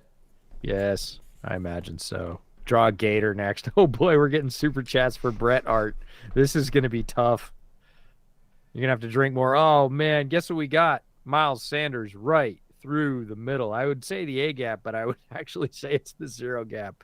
He just ran dead straight on that. We should have had to watch Turtles. Jack.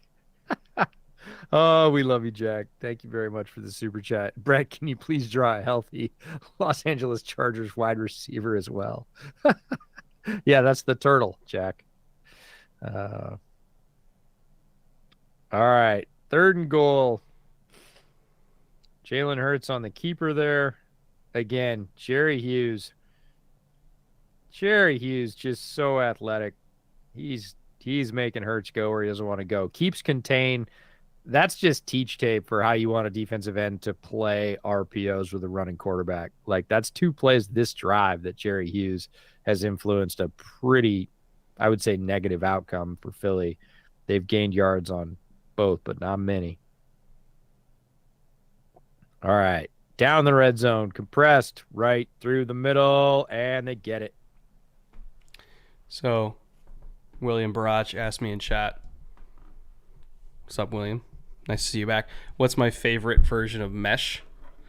I love running it out of any sort of condensed 3x1. So we get the Y here picking for the X. We get this through, hopefully just drawing as much attention as possible. We get the cross, again, drawing as much attention as possible. So if it's like a single high look, this corner is going here, this safety's jumping that. So we're basically just opening up as much as possible for this X to catch it right about here and then just fucking take off. And then if first read is honestly probably going to be the rail if we get good leverage on it. If like the backer's over here in like a 10 or whatever and we get good leverage on it, the rail is the easiest one, but the money is this X, especially against a single high look, because we can theoretically, especially against man coverage, there's an anti-man coverage call, get him about here when all these 3 are just pulling everything, plus the rail pulling everything that way. Sneak this guy out. The Bengals love this call, by the way. Sneak this guy out and just get him for a big catch and run. That's my favorite mesh call. There's a lot of different ways to run mesh. That, I think, is the best way to get a big play out of it. Oh, I want to get to Matthew's chat. Matthew writes super chat. I saw you put it up earlier. Thank you for putting it up again. Sorry we missed it the first time. How much of Justin Herbert's regression would you attribute to losing Pep Hamilton? My answer at this point, deep mid-season, a lot. He's been gone a couple of years, and what we saw with Pep Hamilton was a very good record-setting rookie year. He was able to carry some of that momentum through last year, and then the best way I've heard Herbert's current situation described is that the coach has a nuclear weapon at quarterback, but he lost the launch codes. And they just don't seem to be able to leverage the things that Herbert does so well, which is so many. And they've got him throwing all these little lateral screens. It looks like a version of the Oregon offense that stifled him and screwed up more than a few draft analysts on what his actual potential was. And they've gone back to that, bafflingly so. And it's not great. And honestly, if it keeps up, it could run the whole coaching tree out of the Chargers. I don't think it'll run Telesco out because he keeps seemingly restocking crazy amounts of talent, although they can't seem to leverage it properly or keep it healthy. I don't think you can necessarily pin that on him. He's been able to collect it and bring it to the building. But Brandon Stokely is coaching for his life here because he has so much talent. There's weight to that too. I mean, it's a great situation to land in, having a quarterback. We always talk about that when a coach is moving, but it also comes with expectation. And right now they are not living up to expectations. What's the difference between a rail route and a wheel route? That is an excellent question. So rail, I can't remember who called it, but I think it's Sean Payton calls his mesh call railroad because literally the first read is this rail route.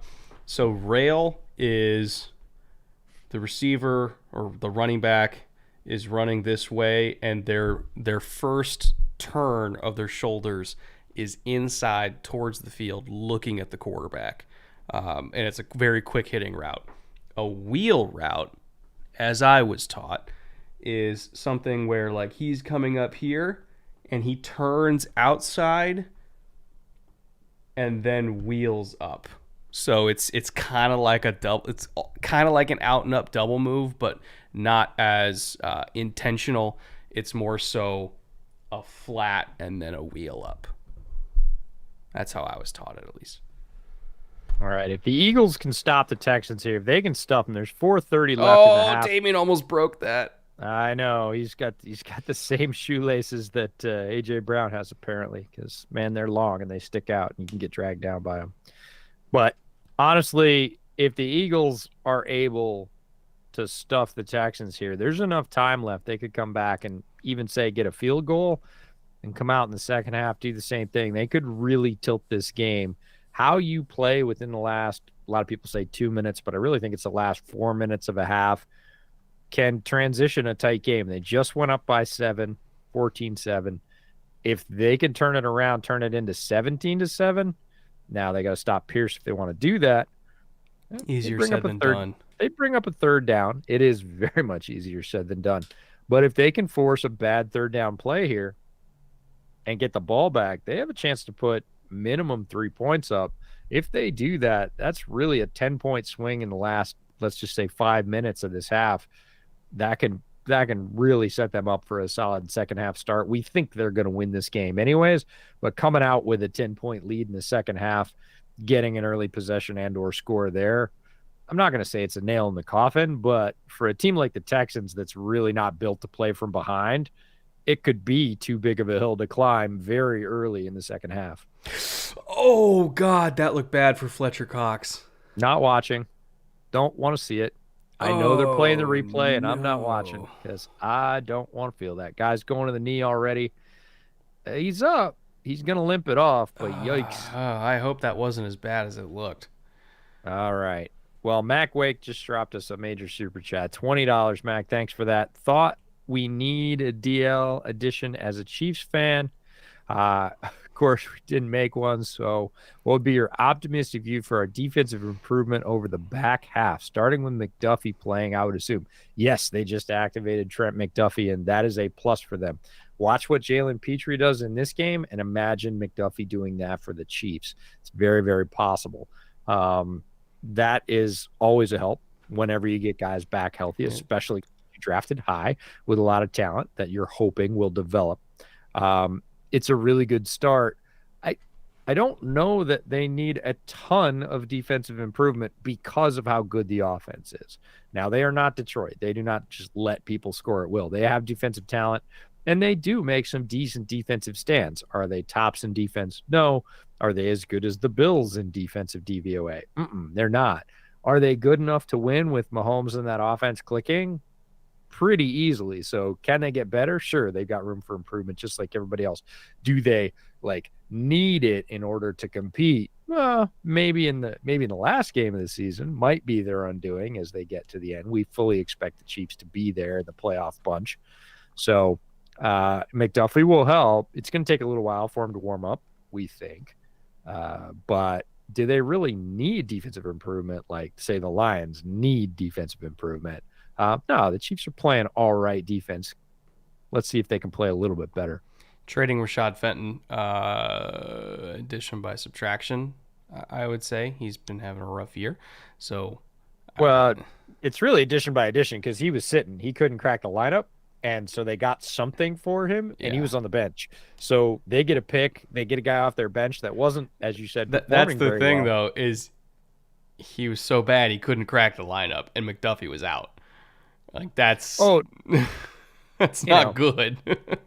Somebody put up the Moneyball clip, and it was Spagnuolo saying, "I'm going to start Rashad Fenton at corner," and they're like, "You can't." He's like, "I'm gonna." And they're like, "He doesn't play for us anymore. You can't do it." I think getting McDuffie back is huge. I would like to see more from Karlaftis. Karlaftis has been fine. He's been fine, but considering the investment they made in him, I would like to just see more production, especially finishing pressures with sacks, like actually getting dudes on the ground. I think that he's pretty good at speeding up a quarterback's clock, but the actual disengaging and finishing it for a sack still needs a little bit of work there. So I would like to see him convert more of these pressures into sacks. In general, I just want to see them not be so reliant on Chris Jones being a superhero. That's what I would love. Which we'll see. I want to point out that Dameon Pierce is doing little big things right now. He's getting the Texans first downs when they really need first downs in order to grind a little bit of clock and not let Philly go score any points. The flip side of the coin I was talking about earlier. Swearacha said Pierce always managing to summon 5 yards out of thin air. Yes. He totally just blasted into the back of his blockers there. I thought that was going to be 1.5, maybe 2 yards, definitely behind the line. All of a sudden, a little twist and squirts through for 3 yards, picks up 5 overall, moves the chains. That's little big stuff. That's how you win football games. Now, are the Texans going to win because of that this year? No, but it is the kind of player that Dameon Pierce is. And when there's more talent on that roster and he's able to keep doing those things, those are the things that can close out games, that can keep the ball out of the opponent's hand. Kind of takes the air out of the Philadelphia offense, which they need to do because Philadelphia has a more powerful offense than they do. And if they can use their own offense, that is the Texans, to hold the ball, keep time of possession, keep the possessions down for the Eagles, it benefits them. So when I say little big things, it's a lot. And Dameon Pierce doing some big things at the moment. Oh my God. I love him. There's your gator. If I was going to have another male child, his middle name might be Damien at this point. Look at this. This is great stuff from him. That's a hell of a way to run counter right behind. Oh, man, I just wish he held up a little bit for Tunsil to hit that block. Yeah, but he picked up 15 I know. That. Just could have done it easier. Didn't have to run through half of Texas to do it, but... Dameon Pierce doesn't do anything easy, but man, look at that. Look at the contact. Initiates the contact there. That gets him another 7. Oh man. I love Dameon Pierce. Just unabashedly love Dameon Pierce. One of the things I'm saddest about in this year's draft, is that I didn't make him RB3. I had him RB4, but maybe Jerome Ford's going to get his chance down the road and look amazing. But right now, I'd swap them all day and slot Pierce right in behind Kenneth Walker, Brees Hall. Jack for 2 pounds. Brett, can you draw a healthy Chargers wide receiver as well? I don't know what those look like. You'll have to give me a reference point. It's the turtle. I've never seen one, Jack. So if you can send me a nice image to reference, that'd be great. Oh, twin. If you're gonna throw puns up like that, attach a super chat to him. They'll make them go down easier. He pierced them. Yes, he did. I was at the dentist this morning, so I can give you one, and I don't have to put it up as a super chat. Huh. So, what's the worst time to go to the dentist? What? 2:30. Get the fuck out. Just go. It's like, get out. What's your dream lineup for Dream Mesh? Who's your ex, running back, etc.? Also, I managed to get Fields and Pierce on waivers today in my money league. How? Yeah, dude. He literally, in the first half, is 12 for 82. How'd you get him in waivers? What the fuck? Do you have like a 4-man league? Yeah, that's pretty insane. As for who's my dream lineup, well, this is Tyreek, and this is Marshall Faulk, and then because of that, none of this even matters. Right. Yeah. At that point, you're playing with house money. Yeah. But let's just say Travis Kelce, Randy Moss, and Terrell Owens. Just cuz. Just for the fun of it. My goodness. Oh, my God, dude. He's going to be over 100 yards in the first half. Oh, he absolutely will. He's like 12 for 89 right now. Or 13 for 89. And I'm the dumbass 2 weeks in a row that took overs on receiving instead of rushing. I asked you before the game. I literally Slip was already in. What do you want me to do? I know. You'd already posted the slip. It's my bad. I should have asked you right off the bat. But you should have sent me a text at noon. I didn't know you were taking receiving. Come on. Well, I also thought Houston was going to have to do anything other than run. Yeah. To be fair, we both... Oh, that was a good ball. That was a great ball to the corner. See, that's the Davis Mills that keeps pulling me back in. Yeah. He does something like that, and I'm like, there's hope. I really like Chris Moore, too. Chris Moore's one of those third-tier wide receivers, fourth-tier wide receivers that's been floating around the league. Big guy, tough, and he does something like this 4 or 5 times a year, and you go, yep, that's a really valuable guy to have as a wide receiver 4 or 5. Like, great hands, man. Oh, did he keep it? Caused by the ground. Okay. That's a really great ball from Mills, though. It's on time. It's on a line. No chance for the DB to get a hand on that ball. Yeah, that's a touchdown. When do we get Brett Art NFTs? I wish I could tell you how many companies have approached me wanting to do NFT projects. And I'm like, I don't even fucking understand how it works. How do you want me to sell something I don't even get? What purpose would it serve for my audience for me to do NFTs? Like, I'm sure that a use exists, but I don't fucking know. Like, I'm not going to sell something that I don't even know how to use. And I know I sound like an old man right now, but my complete ignorance on how the NFT market works and what? Oh, come on, officials, get this right. I didn't realize the call on the field was incomplete pass. We're not playing game audio, so I was just looking at that and assuming. I assume they called touchdown. I assume they called touchdown. It says call on the field is incomplete pass. Mills, has got to be a touchdown. They're doing the official review. Any scoring play within the last 2 minutes gets the official review, which is great. Nobody had to institute it, but it's going to be tougher with the call on the field. They're going to have to overturn it, which means overwhelming evidence. I think from the views just that they showed that's a touchdown. He holds that ball, 3 contact. That's 6. Yeah, his elbow comes down. It rolls out at the very end. Like, that's a touchdown. But yeah, anyway, that like a year ago, like I'm actually thankful for my ignorance on how the NFT market works and that I didn't jump into it because I didn't know what the fuck to do. Um, because then like right after there was like 10 companies right after all those meetings, the NFT market completely took a nosedive and everybody lost all their money. So I'm happy I didn't do it. And I consider that an accidental win. Hey, we'll take all the wins we can get. And I don't think I'm ever gonna do them because I'm I'm taking the accidental win that I I'm got so better shit small to that do. I got so much nobody better ever shit to do. nobody ever approached me about NFTs, so I didn't have to lose any money. So I'll take that as my accidental win. All right, there we go. They're celebrating. There's happiness in Mudville, or Houston in this case. All right. So Texans with a late surge, really just what I thought was going to be trying to grind time off the clock. They put together, they really bookended the half, right? Their first scripted drive gets them a touchdown, and the last drive in the last 4 minutes gets them a touchdown. So a pretty wild tie at the moment. Why was 6 afraid of 7? Because 7 is a registered 6 offender. God damn it. Okay, Riley. All right. God damn it. Damn it. That shouldn't be as funny as it is. Yeah, I know. I know.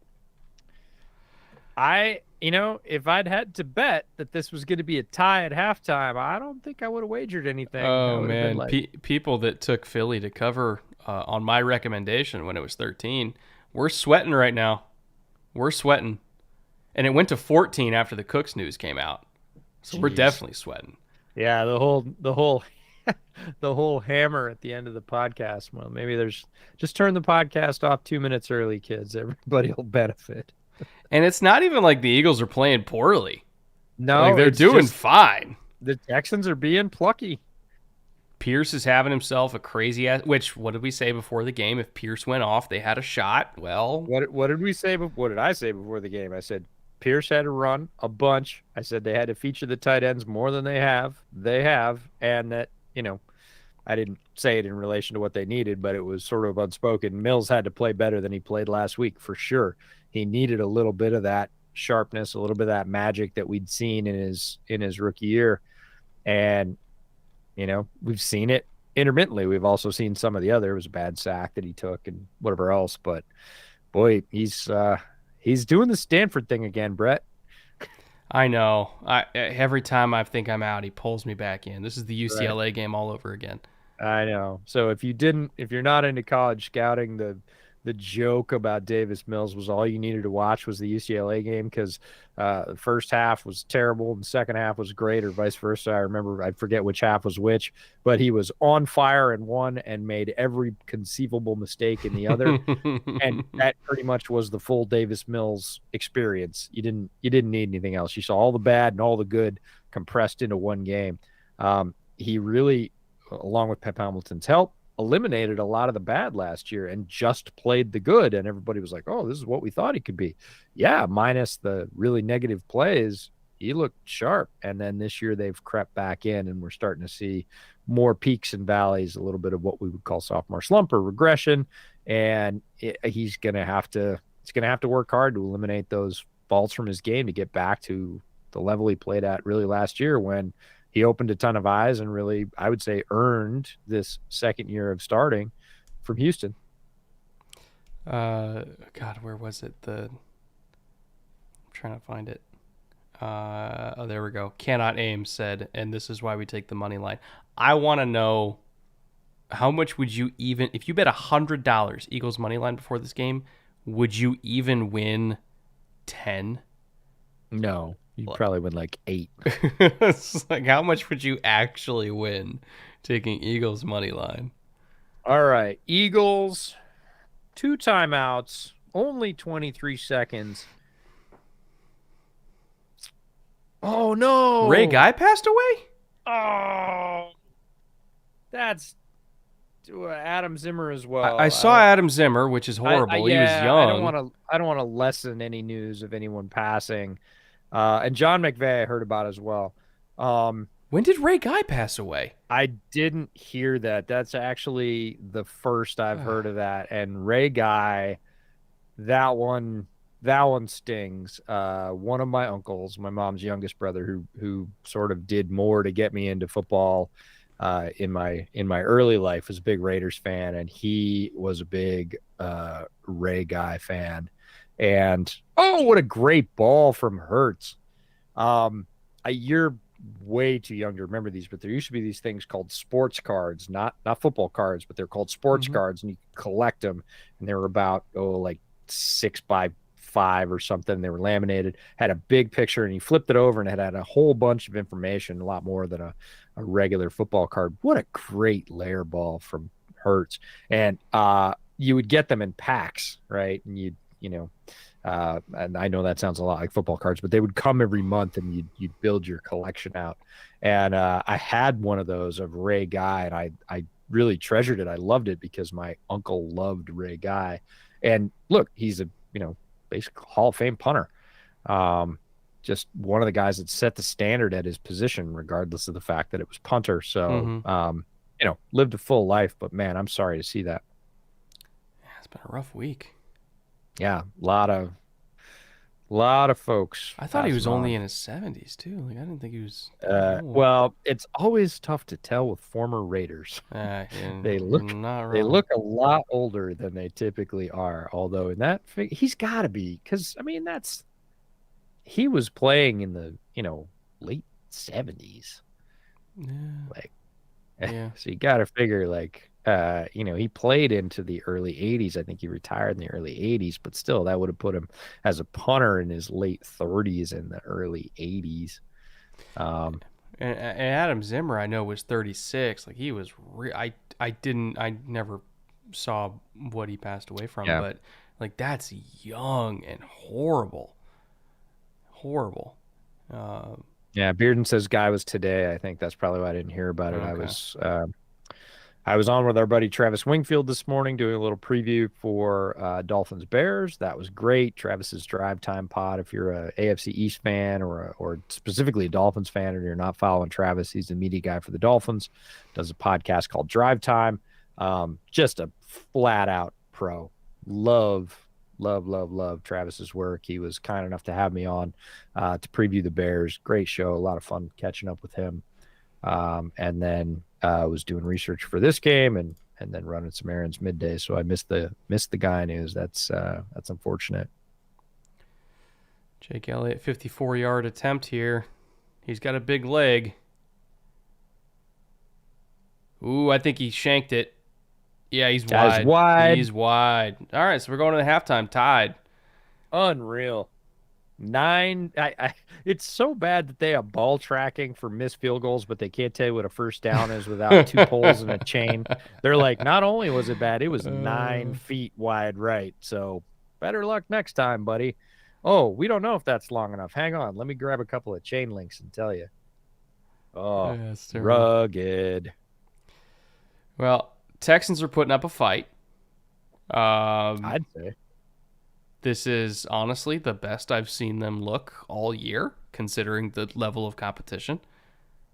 Honestly, this I'm is ridiculous because the Eagles' pass defense is arguably, depending on how you look at it, the best in the league. They've got a 67.6 rating against, 5.4 yards, YPA, yards per attempt, which is extremely low. 10 interceptions on the year, and they're allowing a rating of below 70 for opposing passers. Yeah, 67.6. Like, this is a really good pass defense. And so the idea that the Houston Texans have marched down the field not once, but twice in this half and scored, pretty impressive. checking in on my slip here. Let's see. Hertz is already at a buck 76, so I need him to basically only somehow get like 60 second half yards. I think that one's done. Probably. Sanders is only about 25 yards away from hitting his over, so I feel pretty decent about that. AJ Brown still less than a reception touchdown, so as long as he doesn't get any in the second half, there's my two. Davis Mills way off on attempts. I don't know if I'm going to get him to throw 25 times in the second half, but that's a distant one. I might be able to get Damian Pierce over 17 and a half receiving and at least make my money back on this one, because if I get three, That's still a Oh 0.4x payout, so I'd still make $8 instead of losing 20. So I feel pretty decent no, about that. I thought that was Pierce that had the reception in the first half, but it wasn't. No, he's got 0. Yeah. Well, we Now knew the one was Burkhead. second half slips here.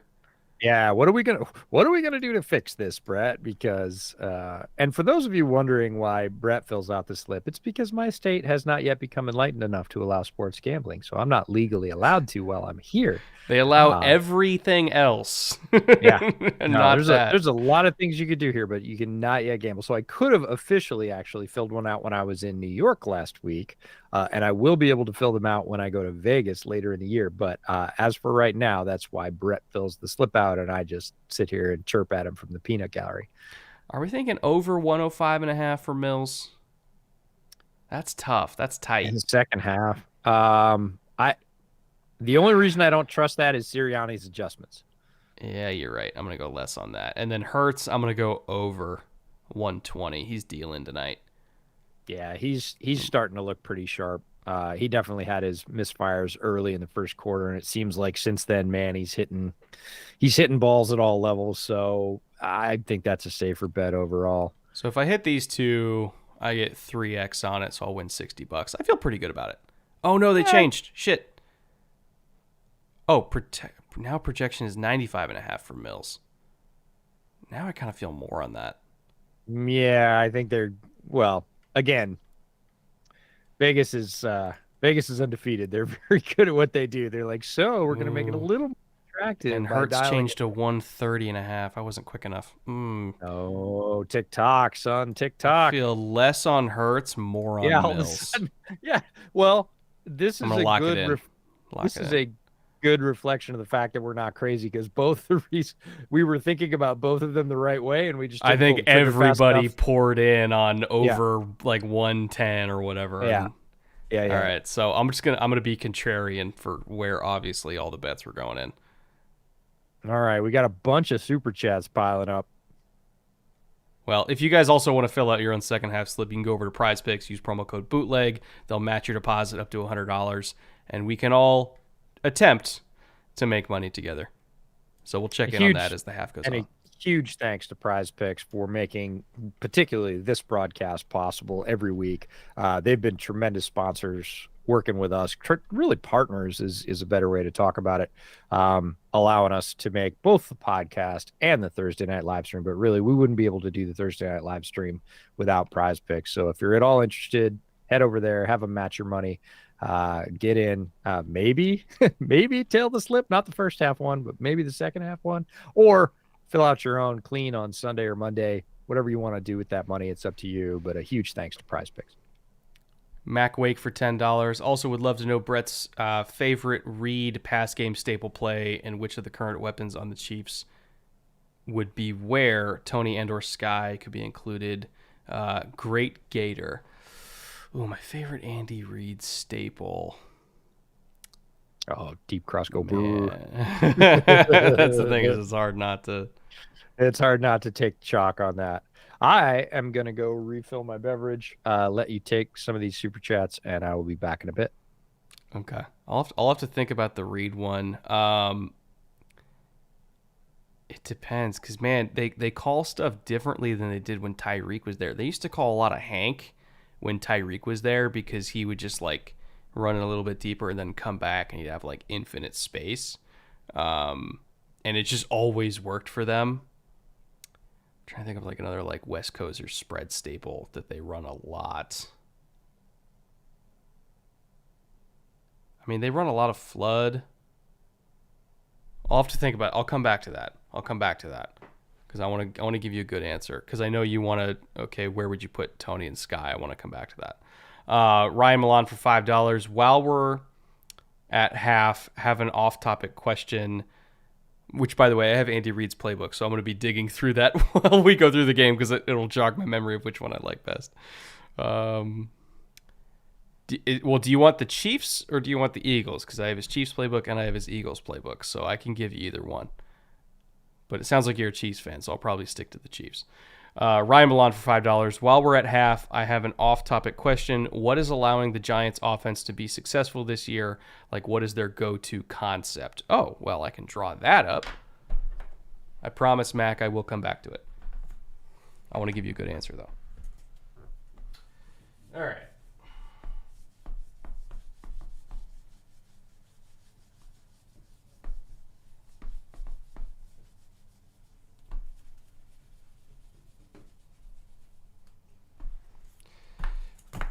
So, go-to concept that we've seen a lot for the Giants this year.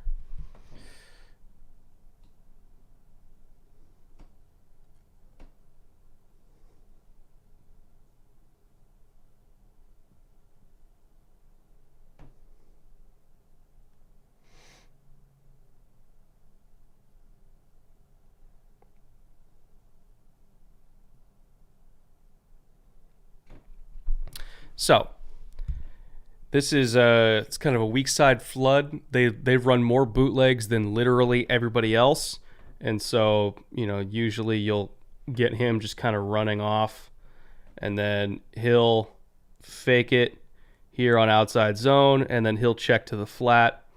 He's coming out here and he's booting. You usually get a high cross here. You'll get a clear out here from the Z, or you could put the Z over here and the X over here. It really doesn't matter. You can run it out of pretty much whatever look you want to. And then from him, he'll act like he's going to be blocking here on the backside of outside zone, and then just kind of pivot and come back to the flat. And usually once he kind of releases here, Danny's first looking at him in the flat. If he's wide open, he'll just give it to him and he'll turn up field and run.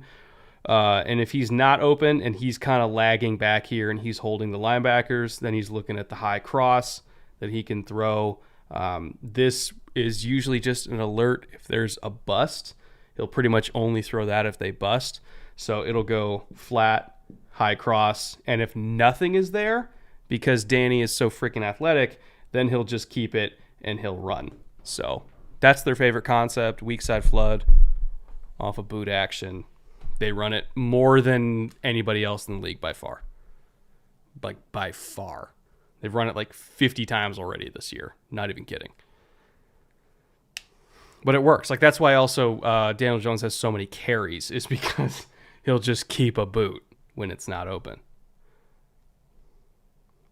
And as talented as Kadarius Toney is, you don't need him to run that. Like, anybody could run the high cross. Jared Cole for $5. Melton and Ayuk for Chubb. And Chase still stands, Brett. Also, I meant Alec Pierce, not Damian. Sorry. Oh, okay. Well, still, getting Alec Pierce off waivers this late, I'm still surprised by that, because he's pretty damn good and had some pretty productive games. I'm surprised he was even on waivers. Melton and Ayuk for Chubb and Chase. Yeah, that's fair. Oh, you're such a dick. I love it. Liam Briggs for $5 Australian. Brett, what's your all-time favorite Texans play, and why is it Justin Reed running a fake punt in the 2019 divisional? Oh, man. All-time favorite Texans play. Oh, man. There's so many. Aaron Foster literally just stiff-arming a Bengals defender for 20 yards in the 2011 playoff games against Cincinnati, where he hit the edge. It just grabbed a Bengals. I think it was Pac-Man, actually. I think it was Pac-Man Jones, and he just stiff-armed Pac-Man literally for 20 yards, getting himself into the end zone to get Andre Johnson's first playoff win. That was pretty special. I would say, in terms of momentous franchise plays, J.J. Watt's pick six against the Buffalo Bills, where he single-handedly won that game with 16 pressures and a pick six and didn't even get a sack and still won the game, which I have a video on that game coming out pretty soon, and I love that game. Also, J.J. Watt's playoff pick six his rookie year was pretty sick. And was there anything else that was like, obviously, Justin Reed made a bunch of great plays for us. Glover Quinn made some great plays for us. K-Jax, Antonio Smith. There's actually been a lot of great players in Texans franchise history. A lot of great players. They just happen to be not a very winning franchise. But individual players, they've got a punch. Number one in your hearts, Yeah. if not in your programs. Yeah. Uh-oh. William Weber for $5. Favorite random players from the past 10 to 20 years. Stevie Johnson and Bob Sanders stand out to me. Both excellent choices. Thanks for the stream. Big fan. Calais Campbell, way up there on the list for me. In terms of like underappreciated, but like favorite players. Oh, geez. Well, somebody I mean, this isn't necessarily one of mine, but somebody mentioned that once DJ Reader moved on, Texans really missed him. Yeah. Guys like that. If I'm talking about current ones like Jeffrey Simmons is just an absolute game wrecker every week. I'm trying to think. I'm terrible at this because I love so many players who aren't 20 necessarily years ago, popular. early 2000s. Champ Bailey. Yeah, this is Peerless Price. I saw Peerless Price jersey in Buffalo, and I like Peerless Price.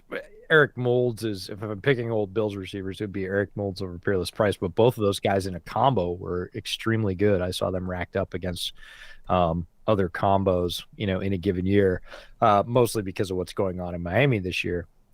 Two receivers who are wildly productive. But yeah, those guys are both really good. Adrian Wilson. Definitely up there for me. Great player. I mean, Tuggle's older than that, but Jesse Tuggle was one of mine. Super underappreciated middle linebacker for the Falcons, who has a very good player as a son, which is not fair, but not unexpected. Actually, had two sons make the NFL. Justin Tuggle also made it. Yeah, did you see that hit? Yeah. Whew. Possible shot of the week category there. Yeah, there's been a hell of a lot of great underappreciated players. Unfortunately, not everybody gets to make the Pro Bowl every year, but doesn't mean that they're any less good. JP, I get it. Montana state gambling laws are stuck in the 90s. Montana's going to be one of the last states to get it. Guarantee it. Guarantee it. Ooh. I want to get to thoughts on PJ Walker's apparent improvement. Well, I think it's as much a coaching improvement as it is. That roster's pretty talented, and PJ's showing flashes. Oh, speaking of nobody has pass rush. Jerry Hughes. Yeah. The one guy I said could do it's leading the way. He's had a great game so far. That guy is, I swear to God, he's immortal. Ageless. He's taken whatever Tom Brady's taken to stay effective. Well, dude, look at the bend at like 35. What the hell? He ran right around that guy. It's crazy. Yeah, he beat my Lotta. So I think PJ Walker has shown some bursts and some flashes in the past. It's been really when he's played for more extended stretches. Reminds me a little bit of Gardner Minshew in that way. Gardner Minshew, first 4 games of Gardner Minshew is always like, oh, it's fun. He's chucking it up. His receivers are getting chances. Then people get the book on him and everything kind of slows down.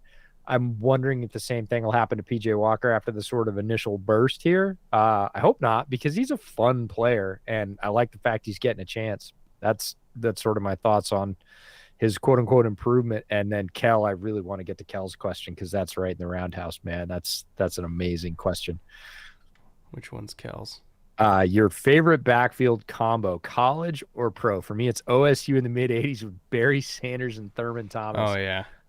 Which is great. Like, let's not mince words. Currently Hughes it's probably again. God. Yeah. Currently it's probably Nick Chubb and Kareem Hunt and Dearness Johnson. I'll throw the third one in there because that's a ridiculously stacked backfield. But David Montgomery and Khalil Herbert are really underrated. They're both really good runners. But my favorite, it's funny. We were just having this conversation last Friday night in the bar, and I had to have you look it up for me because I couldn't remember Kenneth's last name. You remember this? So you're saying Thurman Thomas in college. I'm saying Thurman Thomas in the pros, and the guy that backed up Thurman Thomas in Buffalo. Kenneth, was it Jackson? No, I wanted to Uh, say Burns was this, all right. And I just looked it up. I'm gonna say when you had, was it 2001 Miami Kenneth, Hurricanes with Willis Kenneth, McGahee Kenneth Davis. Davis? That's what it was. I think it was Yeah. 2001 Miami Hurricanes with Clinton Portis, Willis McGahee, and was that freshman Frank Gore? I think was there in that year as well. Which either just Portis and McGahee period is like all time, but you throw in young Frank Gore too while you're at it. Why not? Going deep. And guess what? They took a shot to OJ Howard. The flag actually came near the line. That's not DPI, but there is a flag on that one. Yeah, some of the Alabama backfields that you look at, the Georgia backfields, Nick Chubb and Sony Michel were in the same backfield, and they had what's his name that went to the Rams, got the knee injury, who was the best one of all of them. Anyways, he just retired. Went from I'm sorry, Rams I to wasn't Falcons. listening to a word you Sorry, said. What? Rams to Falcons. Guy from Georgia. Sony Michel? No, the other one. Hang on. I was only half. I was Yeah, only I know. half heard you. Oh man.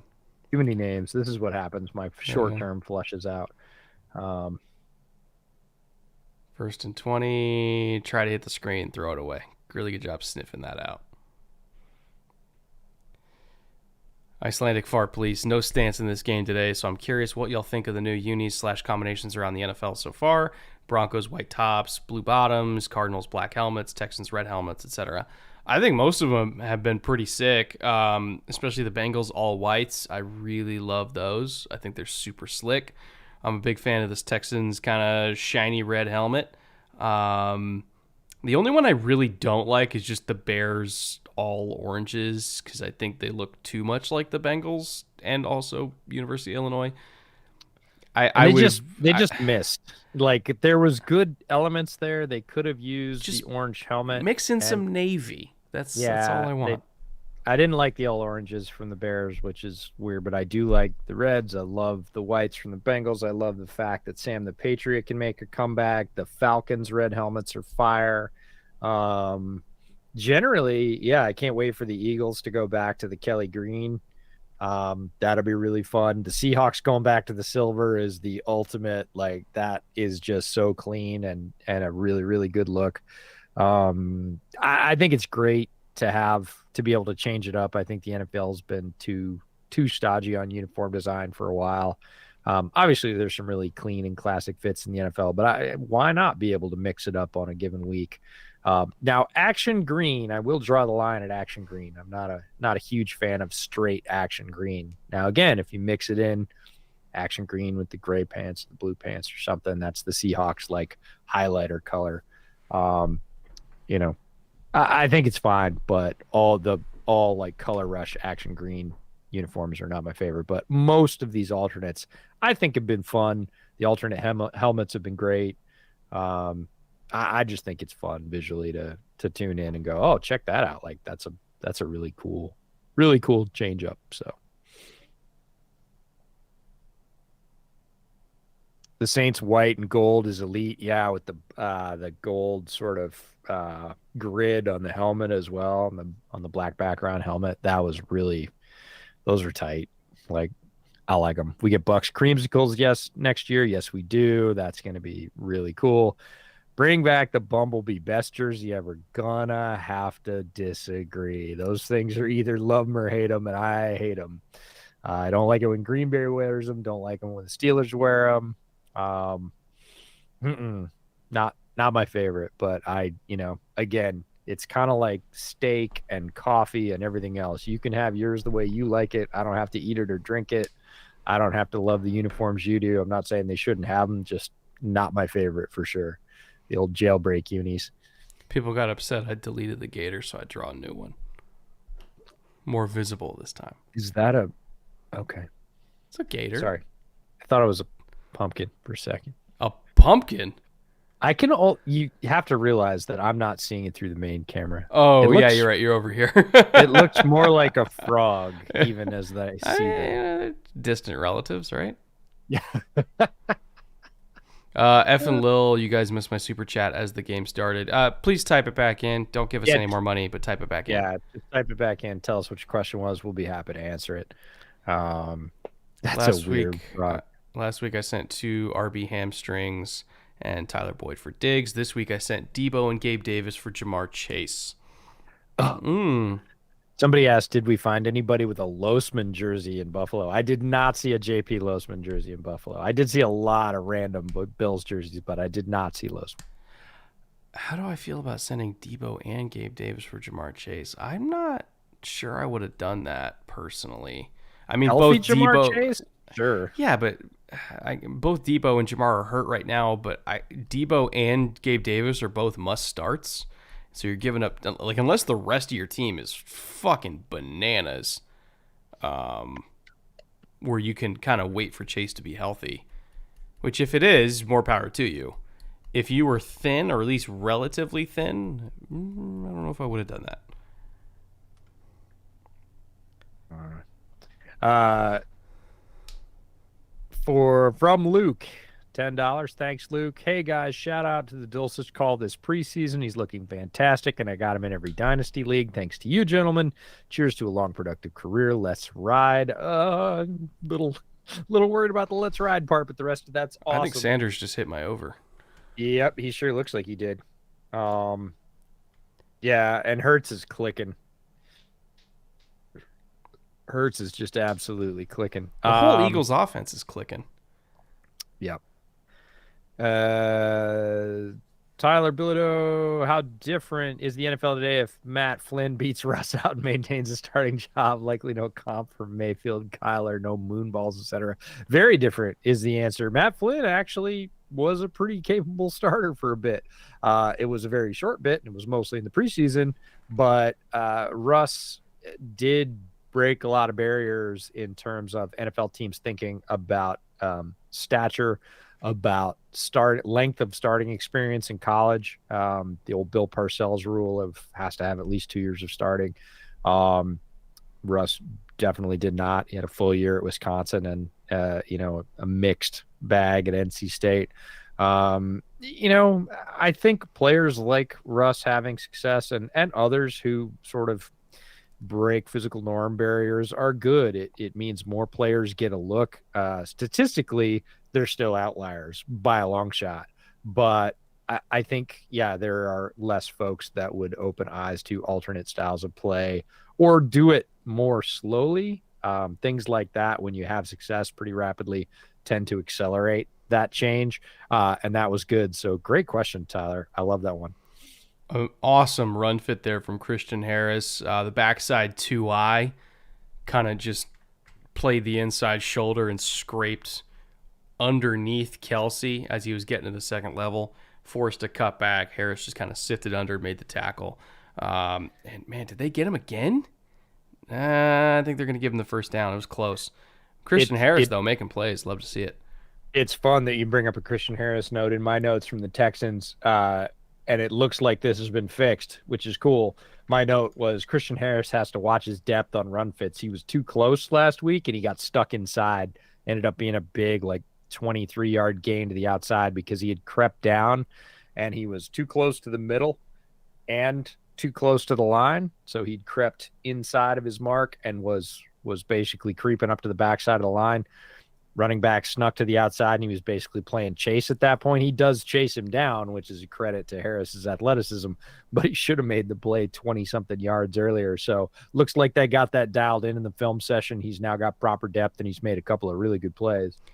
I think Lovey just challenged if Sanders had his knee down as he was trying to sift kind of behind that block. I think they got him short. Yeah, I think they got him short. And that was, that was Christian Harris again. Watch him come in, kind of wrong shoulders the pulling guard and stones him, which then forces Sanders to kind of stop and drop his hips, which then caused him to get tackled for a loss. That's 2 Christian Harris plays in a row. I'm excited. I'm excited to see his growth. He is a wildly talented linebacker athletically as well, but he's also a good player. He's he's a smart positional player, but his physical talent is, I don't want to say off the charts, near the top of the charts. It's really, really good. So it's cool to watch that growth and see him make plays. We had one more down here. Andrew Elliott. Who y'all got in LSU Bama? I'm gonna say Bama. I'm gonna lean towards Bama. Bryce Young. It's hard for me to ever bet against him. Yeah. It's really hard. And but I fully acknowledge LSU could do it. But I lean Bama. Yeah. Mark Cruiser for $5. Mark, good to have you back. Having my first shit of getting old watching football at 22 with players younger than me now in the NFL. And Cadillac Williams, now a head coach. How do y'all cope? Well, there is a solution. It comes in cans and bottles, and chemically, it's a solution. No, it just keeps, it just keeps getting worse, Mark. So buck up. When children of players have already been through college, played, and are now coaching, that's sort of one of the most recent ones for me. But we're into the third generation for me on some of these guys, and that's staggering. Oh, I love the box. You told me you got that. I saved it for tonight. Yeah, it's beautiful. This is the Dorleys 12. EJ introduced me to the Dorleys 8 when I was up at his place, and it's phenomenal stuff. And it's only like a $30 bottle, but it's some like of the 32. most easily sippable rum ever. Yeah, it's fantastic stuff. Like basically Barbados like butter, rum, great. Butter and rum mixed together. It's fantastic. But let me hold that one up to the whiteboard so that I can see it on the other cam because I want the color. Oh yeah. Ooh. Yeah. It's good shit. Yeah, that looks lovely. I'll take it.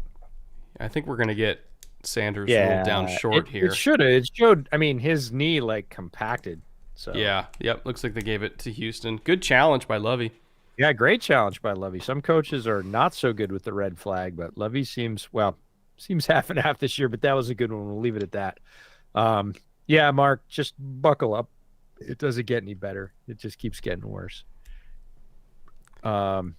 Antonio J for $1.99. Thank you, Antonio. Can you draw a dinosaur? I can, but I think you mean Brett, so I'll leave it at that. What kind of dinosaur? The cool kind. And Jack Hunter. Jack, thanks again for his super chat. Who are some of the guys you loved in the draft season but never took off due to injuries? I'll get started with David Wilson and Jason Verrett. Yeah, Jason Verrett's the sort of long time story of when he's healthy, man, he goes off, but the when is 1 out of every 3 or 4 years. There's a lot of guys. The biggest one is why they'll never play, beach flag football at the Pro Bowl again. What was that guy's name? David. Forrester, I remember who you're talking about. Robert. No, Robert. Up his knee. He was the Patriots running back, Georgia guy, and absolutely massacred his knee and basically never played again. And as a rookie too, like he was phenomenal. Was it? It wasn't Robert Edwards, was it? I'm just struggling to remember the name. Anyways, you can look it up. It's gruesome. There are so many guys, especially guys who get hurt either right at the end of their senior year in college. So they're going to be out their next pro season, or guys that get hurt, even worse, like at pro days. We had the Michigan defensive end or edge, David Ajabo, get torn up. That happens at least once a year. Somebody will pop something. Oh, Pierce got tripped again in the backfield. There are guys that happens to every year. And statistically, if you miss your freshman season on the field, it is much less likely that you will come back to be an impact player. So guys like Dio Adigbo seems to have beaten that. He seems to be playing at a reasonably high level after missing most of his rookie year. He did get on at the tail end, so that kind of exempts him. But statistically, if you miss your freshman season in the NFL due to injury, your chances of being a great player are greatly diminished. Jordan Reed's a great answer, chat. Yep. Oh, Davis got out of that? And threw UCLA. Oh my goodness. And Oh, we're look back who in the got back it too. 12. Look who got it too. Is Oh that Gardner man, he is Johnson? gonna be insufferable for the rest of the game. Dude, that's so Uh fucking Stanford. Oh my god. well, the elusiveness is great. Like, look at the ability. I know. It's great until it's He not. sprints up and then he throws an Ugh. absolute duck off platform to a receiver who was not even looking. This is just like a panic throw over the middle. He throws it behind it. Like, it's just bad. Like, it's Yeah. everything after the dodge is bad. The dodge was great, but everything after that was a comedy of errors. Not good. Etienne missed his first season and is balling. Yeah, I would say that he's one of the rare ones though. No, it's not that everybody does. It's statistically compared to because it's the same as players that don't miss their freshman season because of injury. Not all of them are great either. Yeah. Like, some of them are and some of them aren't. But as a percentage, that top cut, the cream off the top of the milk, is lower for folks that don't get to play physically until their second year. Less of them uh, become those top tier players. Now, absolutely are there players who missed their first year with injury and came back to have long and awesome careers? Yes, there are. God Oh damn it. boy. I took the under on touchdowns. Well, my first half slip is fucked. Bye. Yeah, your first half slip just grenaded.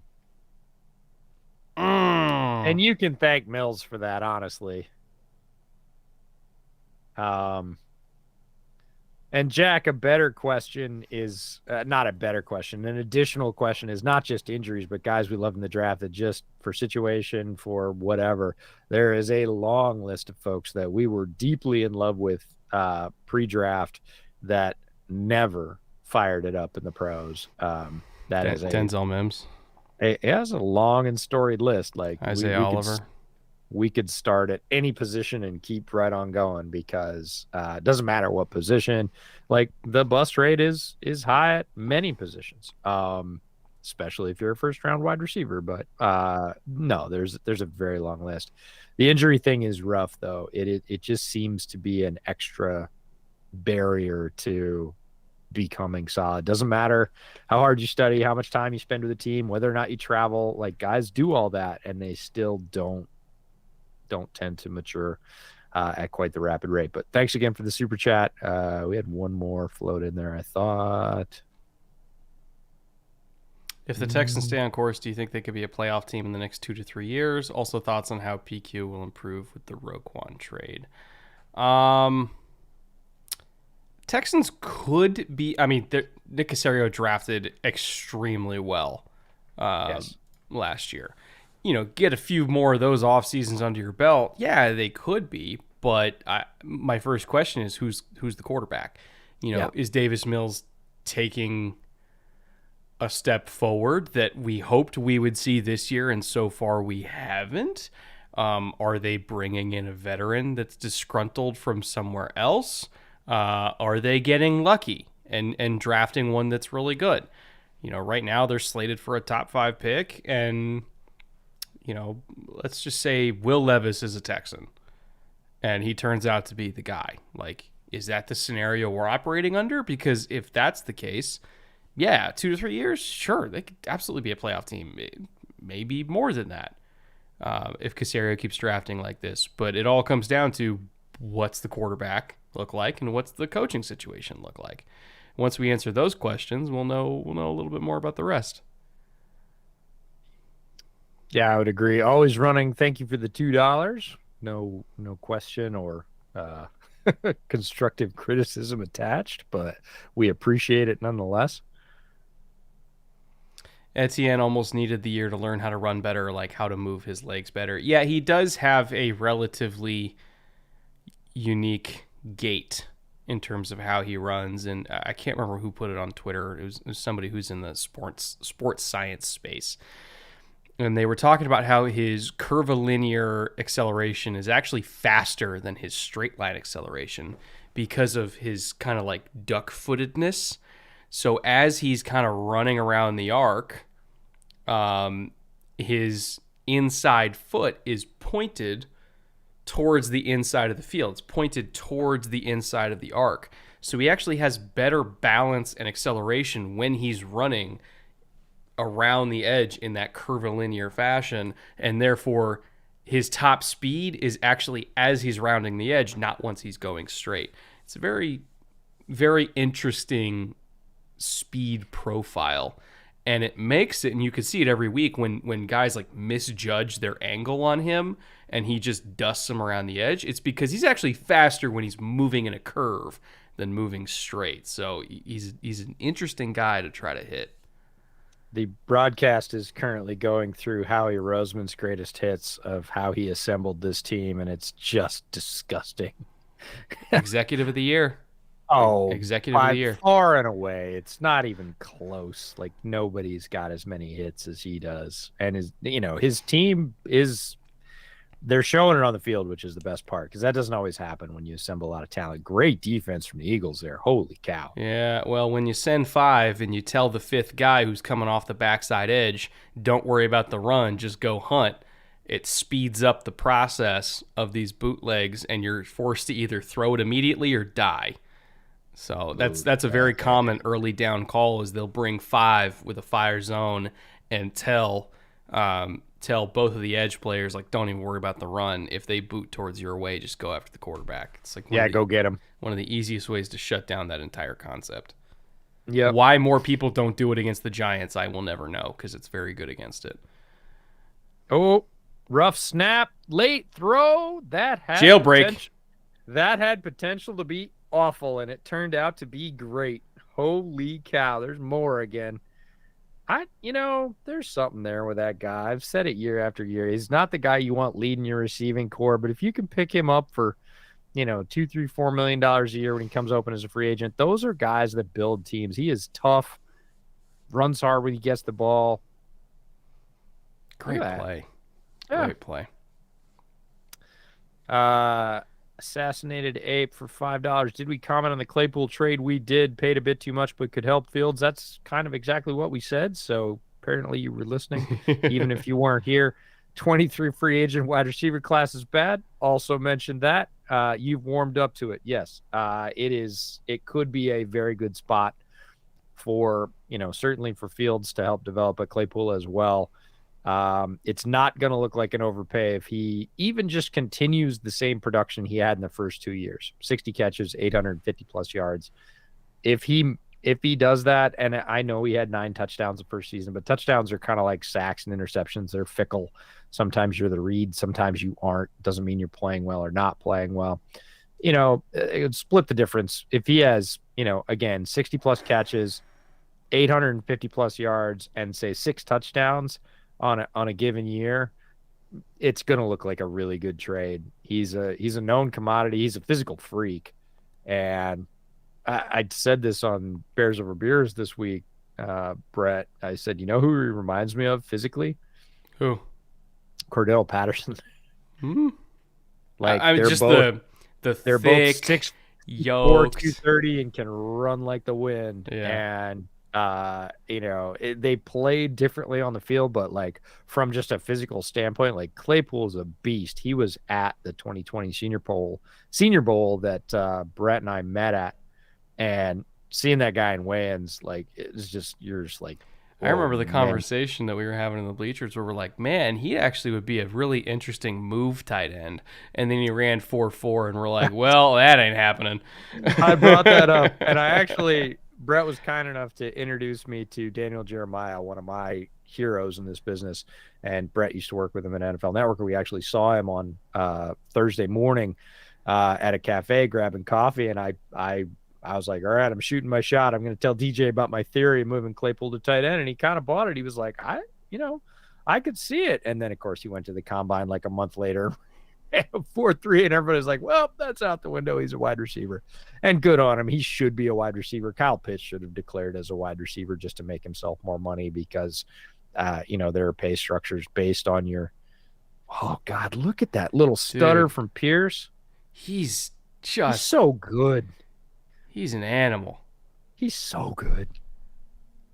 Love him to death. This guy Pierce runs ferociously. Yes, Sonny, if you are not familiar with his work at Florida, go back and look at his helmetless run near the goal line for Florida. And here he is again, just absolutely wildebeesting through three guys. Yes, that's my new verb, wildebeesting. Yeah, he's special, man. I can't believe we got him in the fourth round. That's Yeah. insane. He's just so fucking special. And he's like Yeah. he's again and another one of these examples of like, would you rather take Najee Harris in the first round, or Ooh. would you rather take Damian Pierce on day Look at 3? 22. 22 just got surprised for the Eagles because he was like, I got an angle. Oh, no, he's coming right at me. That's Marcus Epps. Yeah, Marcus Epps just got a dose. Oh, and then Burkhead comes through like a cannonball. Dude, they're just beating these dudes up. They're hanging around. They're down by 7, but they do not in any way look out of it, and that is a huge credit to the Texans. This 3 minutes offense. left. Sorry, I'll let you finish your thought. I was just gonna say 3 minutes to go until the fourth quarter, and the Texans are 100% in this game. Not what we would have predicted. This offense right now, I think, is what the Packers tried to do against Buffalo, which is like, hey, we know that throwing's probably not a good idea. We're just going to beat the shit out of you. But the Texans are doing it better. Like, they're executing it even better. They're not stalling out like Green Bay was doing. They're hitting those in-between plays. We saw them hit the tight ends in the first half to keep things going. We saw them hit a couple of shot plays, a shot play and a touchdown play on the first touchdown drive. And that's where the Packers weren't able to get all of those sort of glue plays or stitch plays that pull drives together. And that's where they stalled out. The Texans, stalled out in the middle of the first half, but not in the beginning or the end. And here, oh God, they gotta stay away from Pierce because it looks like a pack of hyenas just on the top of a giraffe. 100%. It's who always reminded me of that style was Travis Henry. Travis Henry was always the guy that was like just getting jumped on, and he's still stumping away, pulling guys with him. DeAndre Stone for $4.99. I have Devonta Smith, and I'm playing AJ Brown this week. Does Brown usually out target Smith in this offense, and why? He does not, but after last week, he might. AJ Brown was taking a smaller amount of targets. Smith was getting more targets and more production. After last week at Pittsburgh, AJ Brown just exploded, and he could see his target share continue to rise as sort of the true alpha. And Devonta Smith would benefit from that because he is the ultimate number 2. He could be a number 1, but he's like that he's that 1.5. It's 1A, 1B to me. It's not even a 1 and 2, which I think that's how the Eagles see it too. It's like, yeah. Any guy can be the focus on a given play, on a given day, on a given week. So that's a real beneficial situation to have, and Howie Roseman has allowed that to be possible by acquiring, both of them, Devonta Smith in the draft and AJ Brown through trade. Again, it's that thing we talked about in the first half, which is the case in point. If you want a young quarterback to succeed, give him a decent line, surround him with weapons, and see what you have. And Roseman's done that plus. Missed my super chat earlier, so I'll leave it here. Thoughts on Adoree this year? I thought he's played really well. Made a lot of really clutch PBUs, especially in like the second halves of games where the Giants are down and they're trying to claw their way back, and it's 3rd and 6, and we got to get a key stop. Like Adoree's had a few of those. Overall, played really well. Been really sticky in man. Played the run aggressively. He's had a very, very nice year. Very nice year. And again, for a team that had to kind of cobble together the cheapest possible lineup they could, he's played well above his dollar value so far this year. I love this from Adam 4836. Smith is Alvin Harper to us old people. There's those guys. There's those guys that are really good number 2s that can take over a game occasionally. T. Higgins is one right now. Like, T. Higgins is a modern equivalent of Alvin Harper in my mind, in that he is a guy that is going to be the number 2 to Jamar Chase as long as he stays in Cincinnati. But we saw him even in his freshman year with Joe Burrow. Like, take over some games, get those boundary balls, start getting chunk plays, pick up a couple touchdowns, and, has that ability where they're just right on the border of being a true alpha. And I would agree with that. I love the Alvin Harper reference. JJ, as a Gator fan, F Dan Mullen. Every time the Texans play, Dan Mullen trends on Twitter, and it's for a reason. 100% universal. Every game. Every time that we say coaching staffs don't always do the smartest thing for their players, we've said it about Justin Fields and the pros and many other players. Like, somebody's like, oh, they suck because they're not getting production when they're talking about a player. And it's like, well, their coaching staff isn't doing what's benefiting them. To a lesser extent, we talked about Mike McDaniel early in the year saying, oh, he's going to make, Gesicki block. And he's finally come off that idea and said, hey, Gesicki, go just win contested balls in the middle as a big slot receiver. And guess what? Gesicki's production's gone up the last few weeks. So when coaching staffs get wise, that's great. Mullen never got wise to the fact that every time he handed the ball to Dameon Pierce, he got more out of it than he did to the other back. He kept their sort of carry distribution almost strictly 50-50. And that's just malpractice. That's just piss poor coaching. Like, that's PPC. Like, that's piss poor coaching, which is, hey, I see what's happening on the field, or I don't see what's happening on the field, and I'm just going to stick to my guns regardless of what the reality is. Jalen Hurts. Hell of a play to get out of that. That's incredible. Crap. That is a Justin Fields type play, and I mean that in a good way. There is no way he should have escaped in the first place, and then manages not only to escape, but also to get the first down. Like, that's pure pressure right up the middle. Another 2 or 3 free rushers, and 90 ain't slowing down. And he gets away from all of them and gets out of bounds past the marker. Tremendous play by Hurts. Now, he's always been able to make that play ever since, well, before he was a freshman at Alabama, but since everybody in the country saw him, that's the play he could always make. What he's added on top of that are all the dimes that he threw to A.J. Brown with anticipation last week, and that's what's making him the leader, unquestioned leader of the best team in the NFC right now. F and Lil for 279 Canadian. Thoughts on Seattle not going quarterback this draft and instead going edge? Are you referring to last draft? Talking about the next one, I think. Because, I mean, in terms of, going Charles Cross and going like Boye Mafe and all the picks they made last year, obviously they made the correct decision. Geno's balling out, everything like that.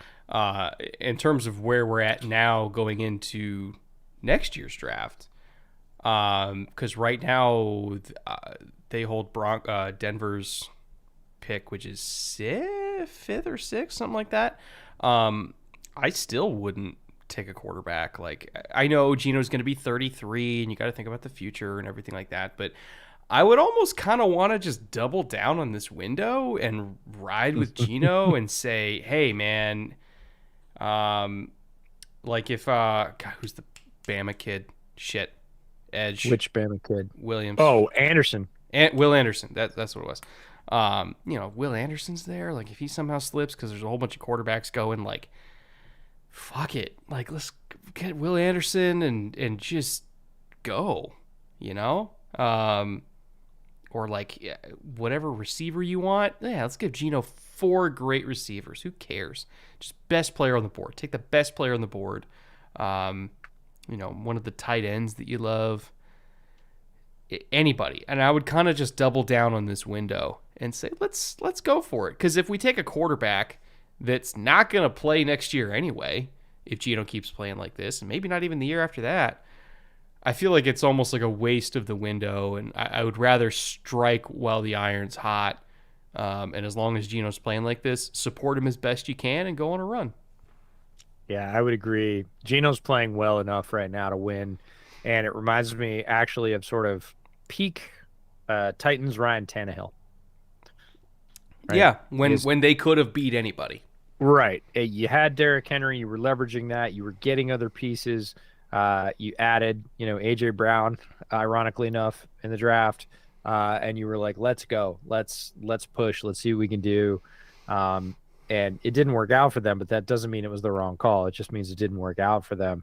Geno Smith can play at that level. He's actually playing slightly just like a tick above that level right now. And if you've got that, that's enough. It's not a, hey, we would win, but Geno's holding us back. Right now, Geno's leading them to wins. I'm with you. Pick the blue chip talent, run him another year at quarterback. If the wheels fall off, then you're going to have to do the thing anyways, but don't do the thing a year early if you don't have to.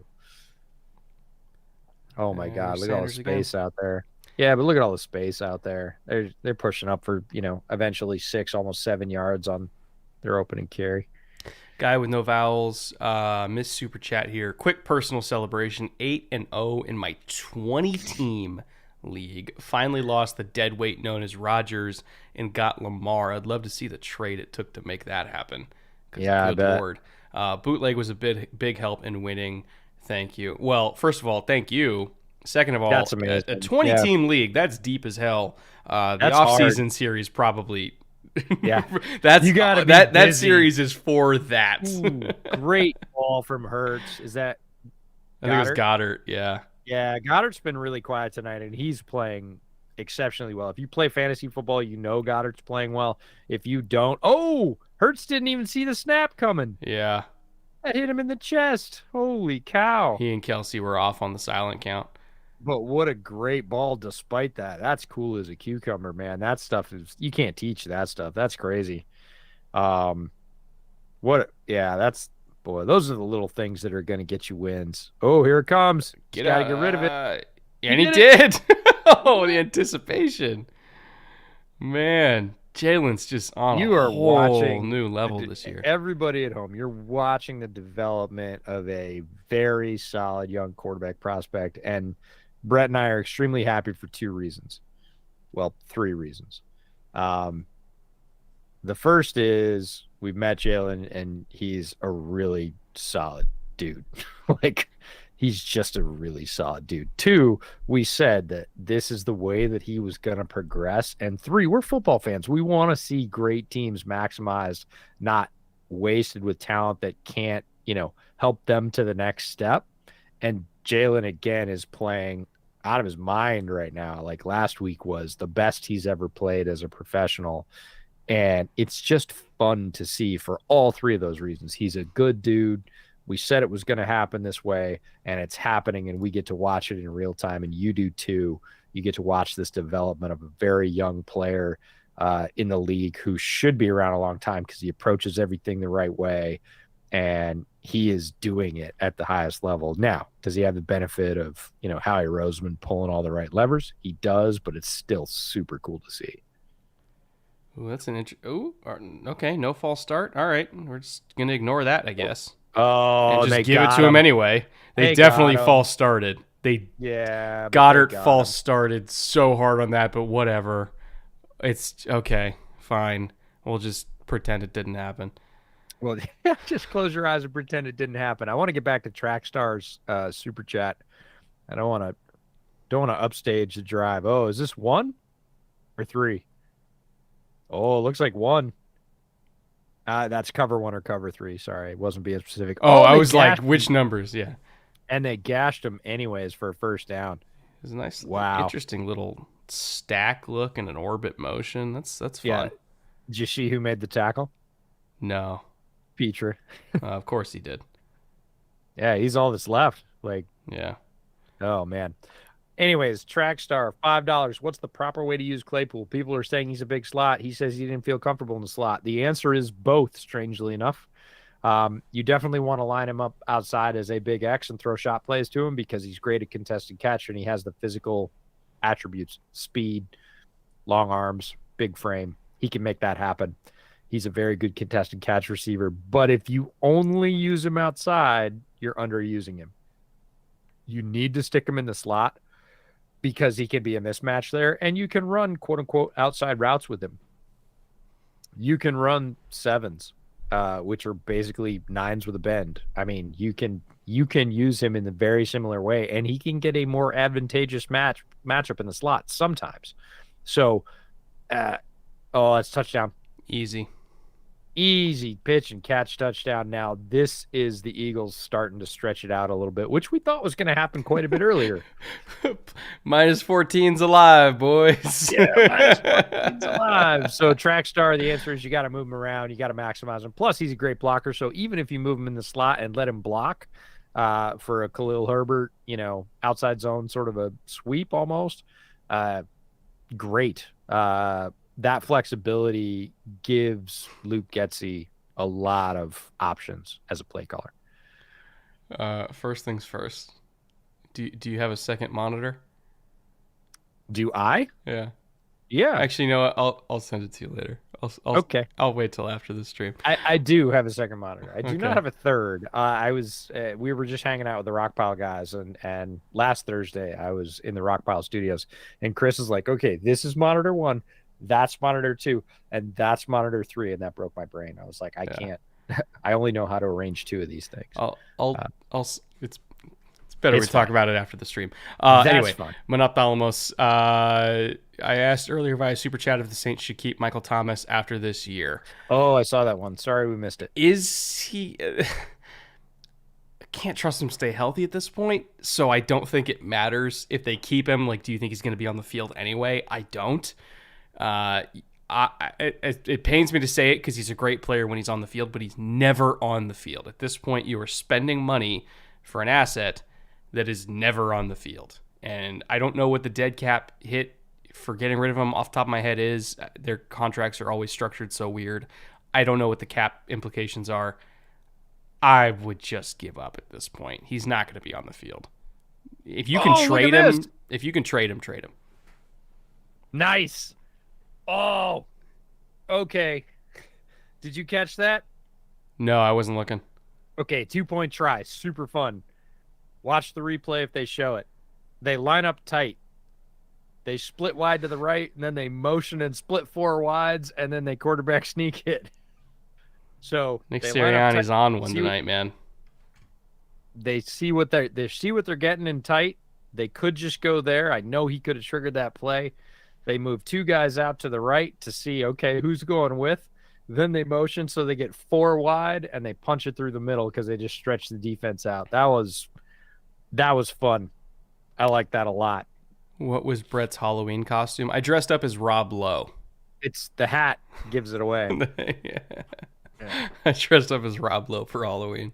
And my buddy Sam Householder got that. He was one of the first guys on Twitter to pop that out and go, "Oh, Brett with the Rob Lowe hat." William Weber for $1.99. Are we watching the Prime Vision stream? 10 out of 10. We're not. That's the All 22 stream, I think. It is, yeah. Yeah, I have not been watching that. I've been watching the quote-unquote TV angle. Jake Levins for $4.99. Had you guys playing in the background for the past 2.5 hours while doing work for tomorrow. Best in the business. Love you guys. We love you too, Jake. Thank you very much for listening. Glad we got you through some of your work for the evening. Tyler Wenk for $4.99. Who should the Steelers take with their first 3 picks, and why should they all weigh over 300 pounds? I love it. It's a whole range of emotions with that super chat, Tyler. I was like, oh god, draft questions way too early. Aha, sense of humor. Excellent. There's a bootlegger right there. Appreciate you, Tyler. That's pretty cool. Slade for $1.99. How long till Mike Kafka is interviewing to be a head coach? This round. He will interview to be a head coach this round. I guarantee he'll get at least 1 interview. Oh, yeah. Absolutely.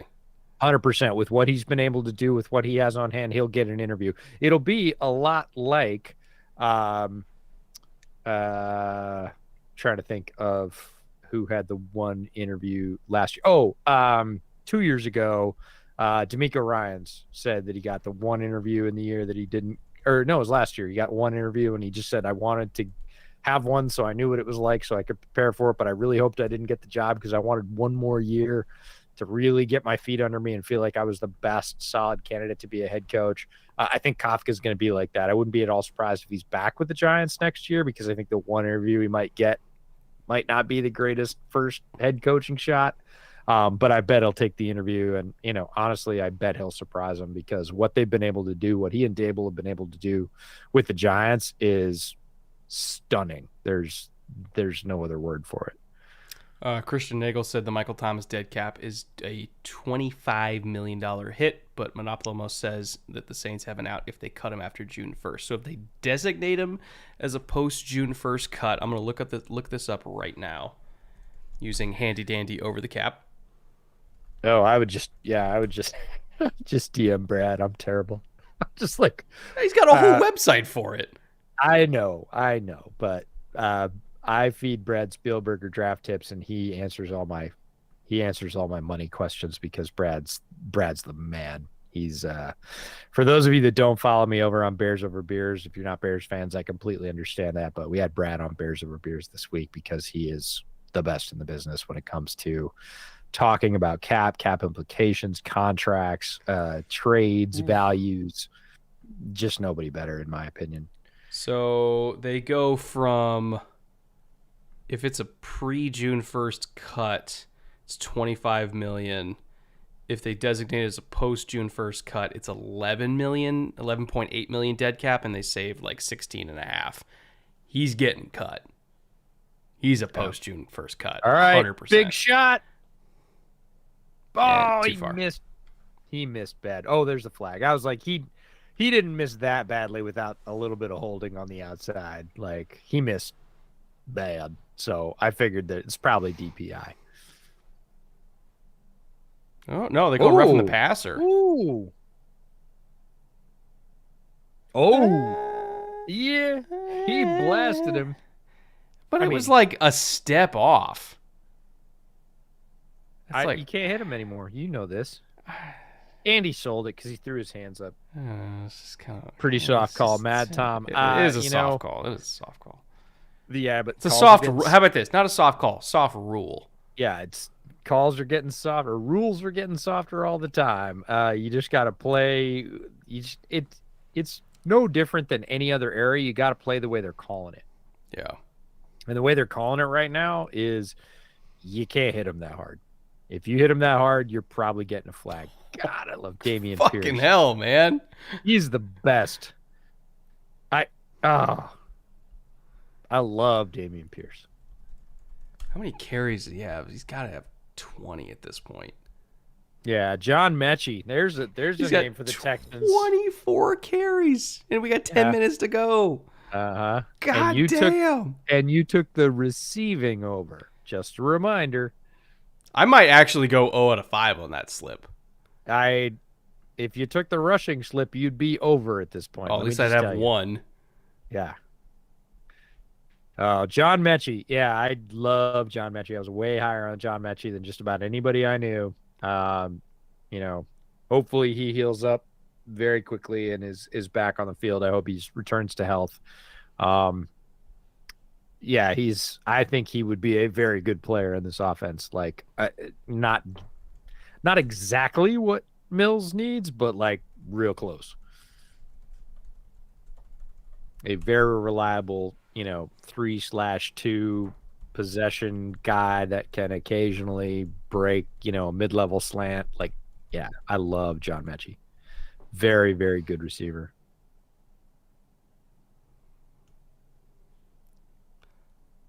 Ooh, decent ball.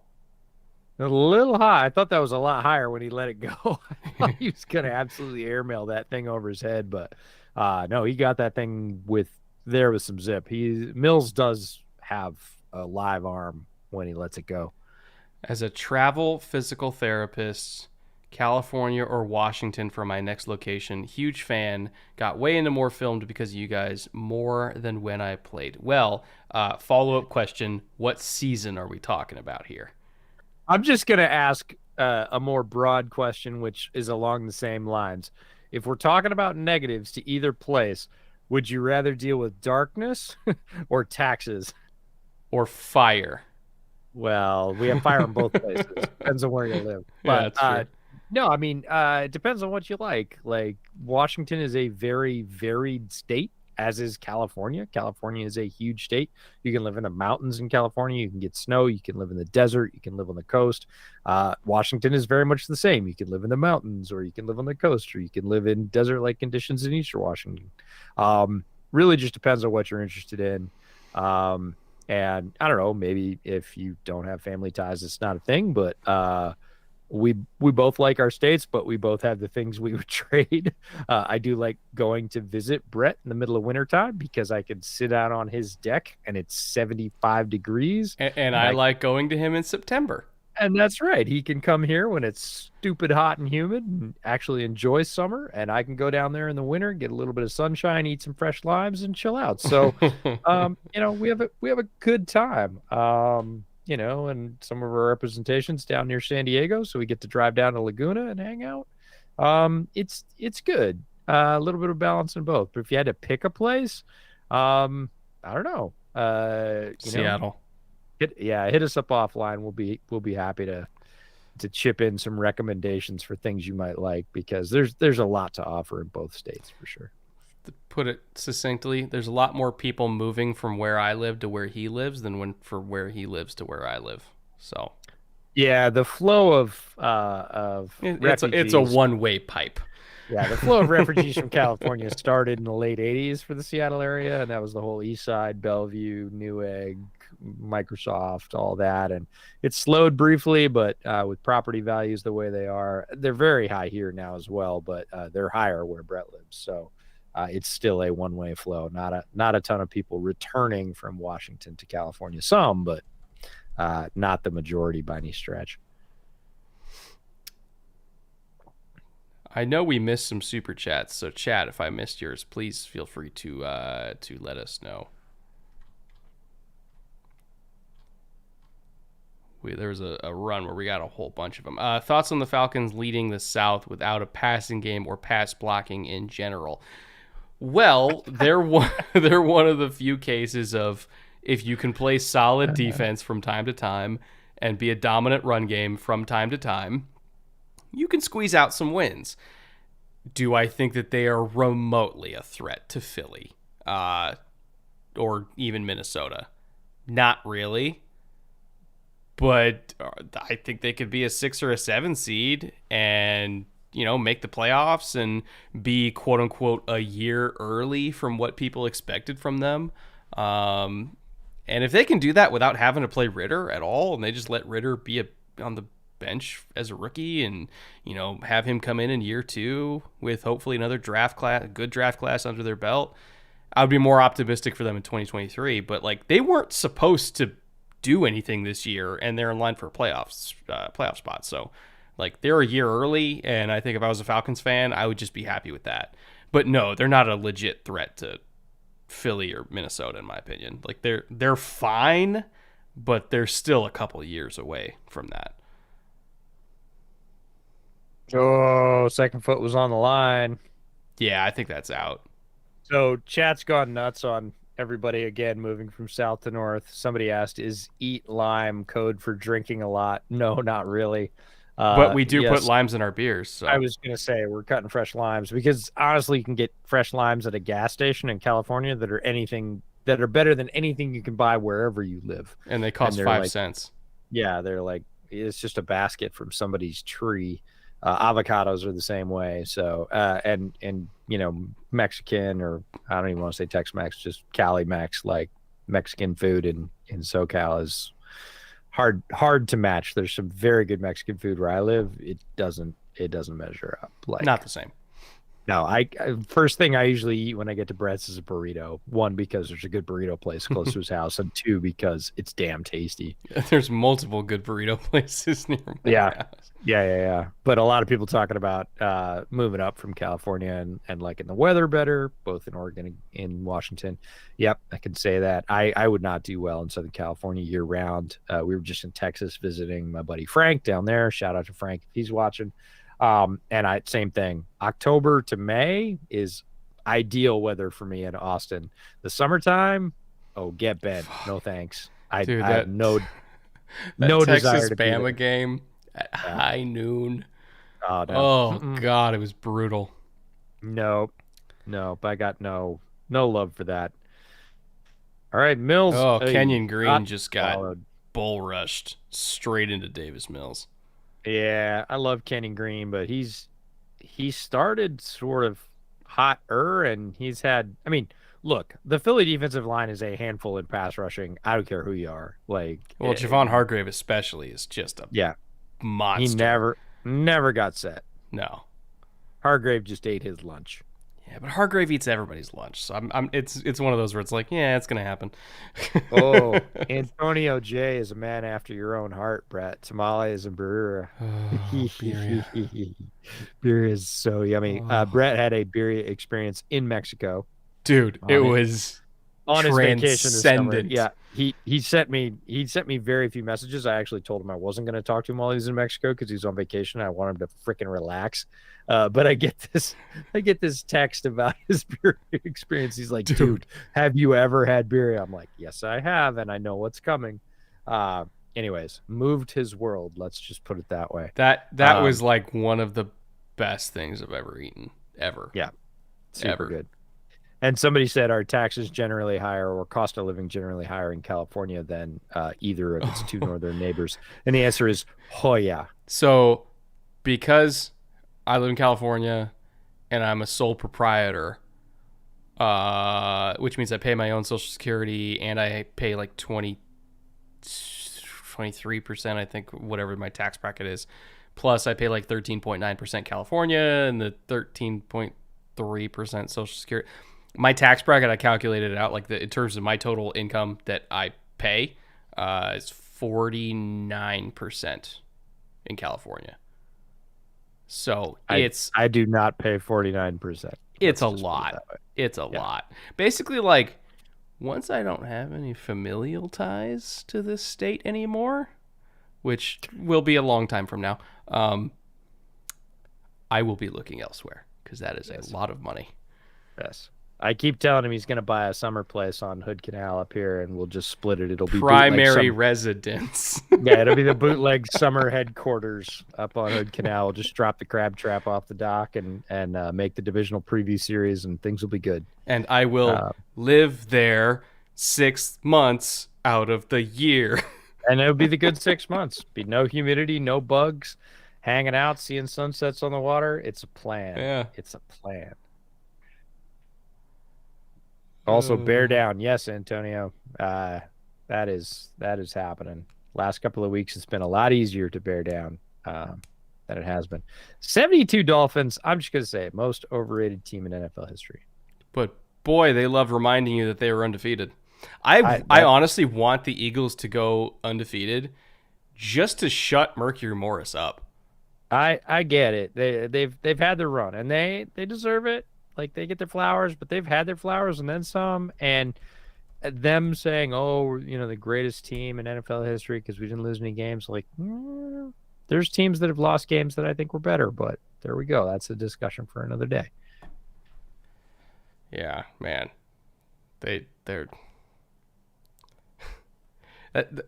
and I don't. The only thing that bothers me about Mercury Morris is like he even roots against the Dolphins to be undefeated because he wants to be the only Dolphins team that was undefeated. And it's like, come on, man. Ooh, nice play from the Texans defense on Sanders there. That was Kirksey getting in there. Nice work. Jeffrey Lurie is a happy owner, man, that he's got Howie Roseman swinging the trades for him because, oh boy, unbelievable. All right. So Texans have 7.5 minutes to make up a 12-point difference, and they have to get the Eagles off the field twice. It's tough. Oh! Oh my God! He kept that ball. How did he not get strip sacked? And his knee. How did he not get strip sacked? That's insane. Here, but all of a sudden, the Texans defense playing with some real fire. Guess who? Jerry Hughes, ageless wonder. Jerry Hughes. We mentioned him at the top of the show, and he is just ripping against a very good Philly that's offensive Lane line. Johnson, man. It's a Hall of Famer, and he's still beating him at age 35. And just whooping him almost a strip sack. Like, you called it. He was really lucky to keep a hold of that ball. So Jerry Hughes, everybody was like, that was kind of also like, oh yeah, well, Jerry Hughes, maybe a little bit, whatever. But nope. Yeah, we're just calling a draw. Oh, yeah. We're calling a draw to his side. Oh, who got run in on? Oh, he got his feet up though. 16. That's why they tell you that if you're blocking down the field, toe tap. Quez. Always Yeah. keep your feet moving. Because if Yeah. you Don't plant, you're anchor your dead. heel. Yep. For sure. I don't disagree. Any Robert Quinn sightings tonight? I don't know that he's ready to go in their system, and he doesn't need to be. When he breaks the lineup in Philly, he's going to see so many less double teams than he did in Chicago. Everybody's like, "Oh, Robert Quinn, he doesn't have any juice." His double team percentage in Chicago was disgusting this year, and he's not going to see that as a second stringer on the Philly defensive line. He's going to look very, very good when he gets his chance. Very interesting punt. That's a blast. Yeah. Did your stream just get all choppy? Because mine sure Yeah, did. mine did too. Okay. Let's just blame Bezos. How about that? Sure. Again. Falcons-Panthers rematch next Thursday. Yeah. From the craziness that we just saw. So they're playing each other twice in 3 weeks. I didn't realize that. Yeah, it's funny. My other podcast partner, JB, just happened to be in Atlanta, and so he went to the game. Really? Yeah, he went to Falcons-Panthers the weekend we went to the Bills game. So last weekend. So he had never been to whatever they call it, Mercedes-Benz Stadium, down there in Atlanta, and he wanted to go. And yeah, he had some interesting comments about the game. He's pretty sure that the Falcons are pumping noise in because there was a lot of noise, and as somebody who has been in that stadium when it was a third empty and still was like, I guess it's kind of loud here. Yeah, he was like, it's half full and half of these people are sitting and it's like uncomfortably loud. Which was really funny. One of the things that we didn't bring up on any of the feeds that we're on is that Highmark Stadium. Shot of the week, and he held on. Dorsett with his second huge catch of the game. Who knew that it was going to be the Philip Dorsett? I don't even want to say revenge game, like resurgence game. Hey, man, you're watching the Texans at prime time. Believe me, it will happen in a primetime Texans game. If you think it's impossible, we will make it happen, both good and bad. Oh, and now they have space, right? Because they stretched him out to Dorsett. Now they have space. Impressive. Like the Texans are impressively hanging around in this game. They're within striking distance with 5 minutes left. Like, it's not reasonable striking distance, but they're not getting their doors blown off. And by now, I think that's the prediction most of us would have had. You said hammer the 13.5 over. Well, they're one off right now. I understand. But they're definitely at least going to get a field goal out of this. So we would need to hold them to a field goal, then get a touchdown, then get a stop, and we cover. You as a Texans fan say they're definitely going to get a field goal out of this. That's entertaining. That's true. That's true. Denim for $2. Thank you very much. We appreciate that. Oh, that was Jalen Camp. God, I'm so fascinated by his potential. I think that's carry number 30 right there, or at least close to it. 30. I think so. You never even see 20 in the NFL anymore, and you're seeing 30 tonight, everybody. This is not typical NFL stuff. Like, nobody in the NFL averaged more than 20 carries over the season last year. No, that was 27, so we're getting close. Yeah. Nobody got 20, and he's going for a third more than that. That's well, he's got to make up for all the carries that Dan Mullen didn't give him. Well, he's doing that, and the Texans have no problem giving him those. He got out of that twice. Wow, I'm impressed. Like his pocket presence and his play within the pocket last week was crap. Like, he played really poorly within the pocket, and I think, I don't know, he obviously has a lot more skill and talent to play within the pocket. That play, among I can think of 3 others tonight, really shows that. But last week he played so badly. That's an unfortunate swipe, though. That pass rush, that's why pressures matter more than sacks. That pass rush kept him from hitting 9 down the middle for a touchdown. Oh, that guy was completely blanketed. Calling Kazir on that. think so. Probably. Also, Javon Hargrave has got a shitload of pressures tonight. I think we're at least Hargrave 6 or is 7. beating up the inside. Yeah. I don't know what his PFF grade is going to be, but it's going to be ridiculous because It ought to be. he's gotten more pressure than anybody tonight.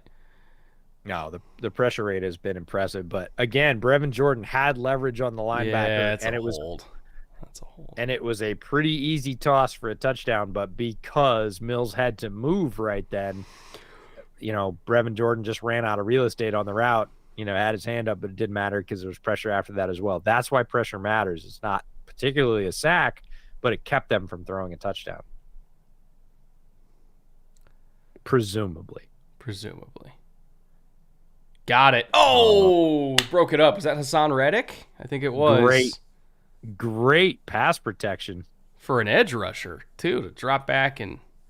No, great pass protection on that, though. The pocket was really good for Mills. He had every chance to throw that ball. That's Jordan Akins. God. Yeah. Dude, for an edge rusher to slingshot himself back in position to break that up, that's insane. Reddick is having a really good season. I have notes about him somewhere in my Eagles notes. I'll find it. By the way, there it is. There it is. Man of the hour. Javon Hargrave. Bang. Where did I put it? Oh, it's right on the first line. That's why I missed it. Pass rush is ridiculous. Reddick is a terror. So is Hargrave. Good Lord. Slash Hargrave, slash soon to be Robert Quinn, slash like the fact that Robert Quinn is your second string starting end is silly. Yeah, they've been having some trouble on that left side. Kenyon Green in the center, not able to contain that. It's a tough assignment, but he threw it behind him. Just great for people that took Philly over. Yeah. But are they calling a penalty on Philly? Let's see. I don't know. We'll see. But there's one of those off-season additions. No, they are not. James Bradbury with a pick.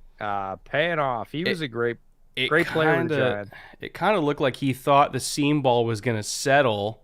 Yeah, and he didn't. He just kept going. Dorsett or the tight end? I think it was the tight end. It looked like he thought he was going to settle. He's throwing it to behind. He's throwing it to Four. Four never even looked up. That's Dorsett. That's a miscommunication. It didn't look like Dorsett did the wrong thing. Yeah, those Mills and Dorsett were not on the same page there. You can tell by him looking up. He certainly, you would never throw that ball like that right at the receiver at his break. Like, he threw it at the break point. Dorsett would have had to turn at his break and catch it. Yeah, he must have thought he was going to settle when he saw the corner capping over the top. That's the only thing I can think of. Well, that's probably a sight adjust, and he thought he was going to drive straight, because if he had driven straight, that ball would have been in the right place. Maybe. But the coverage dictated that he break it inside. Like, it looked like a very good, inside stem. And they just didn't read it the same way, and by the time he had to let it go, it wasn't in the right place. Unfortunate.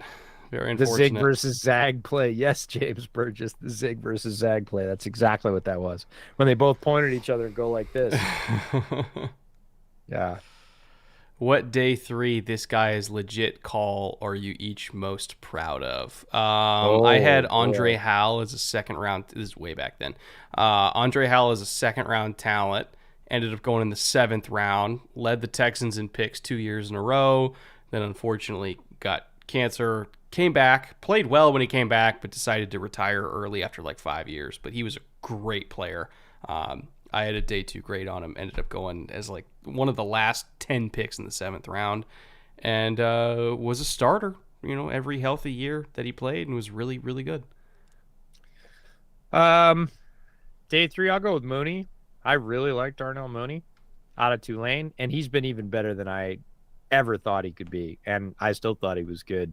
Would have taken him about a round earlier in the 4th. He went in the 5th.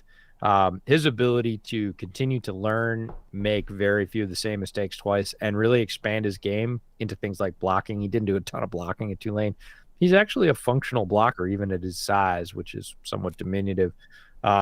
There's a lot. I love day 3 guys in the draft, so a lot of stories there, especially running backs. There's tons of those that I've liked and have come on. Philip Lindsay is one of my all-time greats. I really liked Philip Lindsay.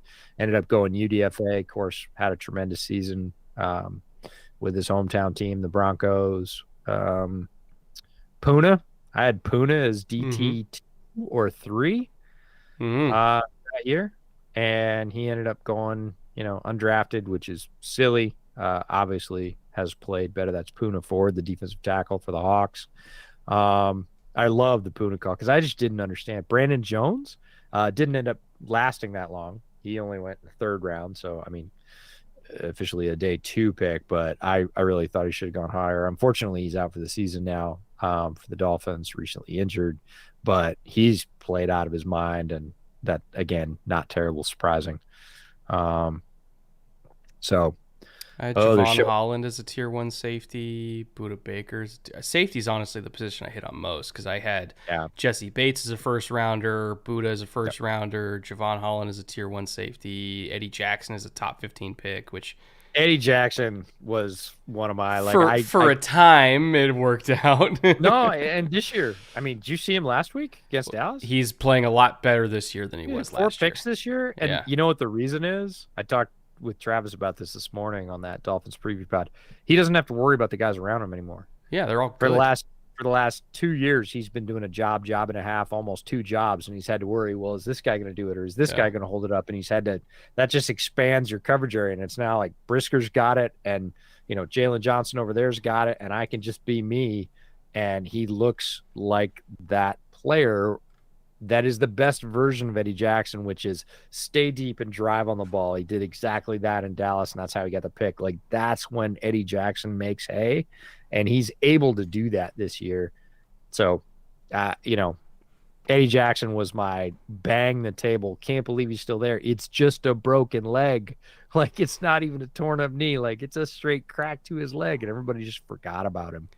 Empty. Man, they're calling a QB lead out of empty, and they might get it. They got it. Yeah. Oh my God. No, he's down short. Yard short.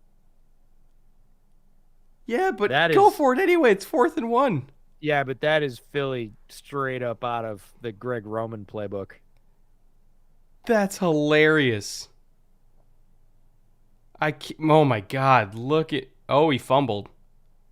But Kelsey got it. Okay. Yeah, but it's a yard behind the line. So Christian Harris got a really nice forced fumble on that, kind of grabbing the tip of the ball and yanking it out. That's textbook right there. Yeah, 4th and 1. Glad to see Christian Harris making plays because last week he got eaten a little bit. Not always, not for the whole week. It's very rarely completely black or white. But Christian Harris playing better tonight. And it's good to see because he's a crazy athlete, young player. Tons of potential, and he's showing a bunch of it tonight. He's going to be tough to stop if he keeps progressing. All right, 4th and a long 1. Texans in a bear front here. Oh, they're pinching it in. They're just going to try to draw him off? Yeah. Doesn't look like they're... Oh, no, they're going for it. I think he's got it.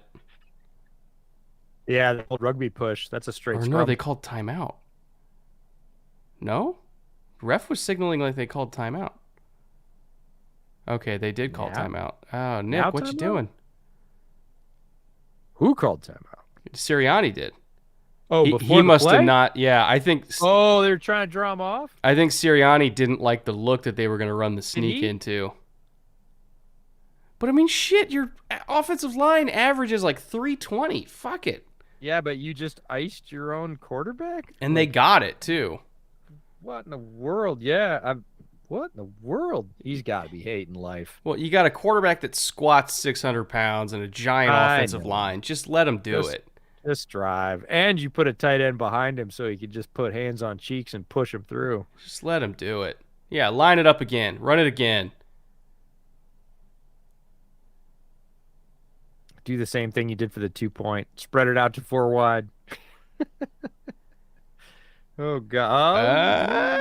They might give it to him. I don't think so. Oh, that ref is running the... Boy, if you had to have the ref... Oh, they're saying they fumbled. Fumble the ball again?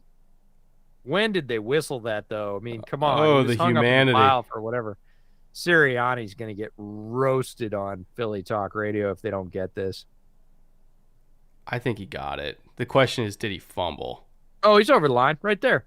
That push right there. And the fumbles, forget it. Like, if you're going to let a guy hang up in the pile like that, he's going to get killed.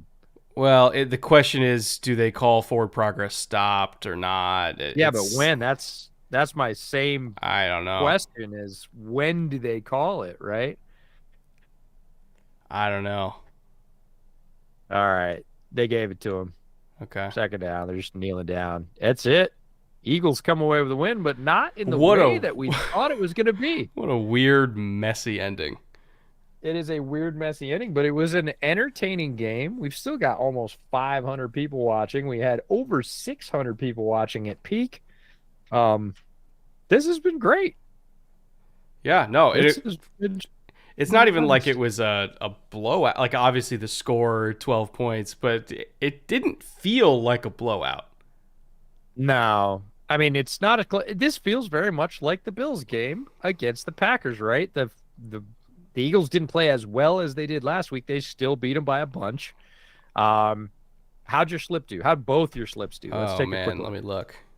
Uh-oh. I might have hit second half. Let's see here. Might have. So I did less than 130 on Hertz, and I did more on. I didn't hit either one. Ooh, your first double aught of the season. Gross. Gross.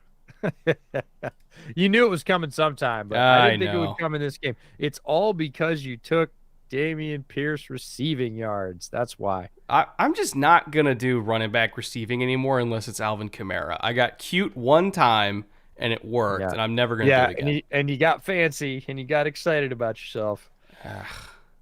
Well, even gods can bleed.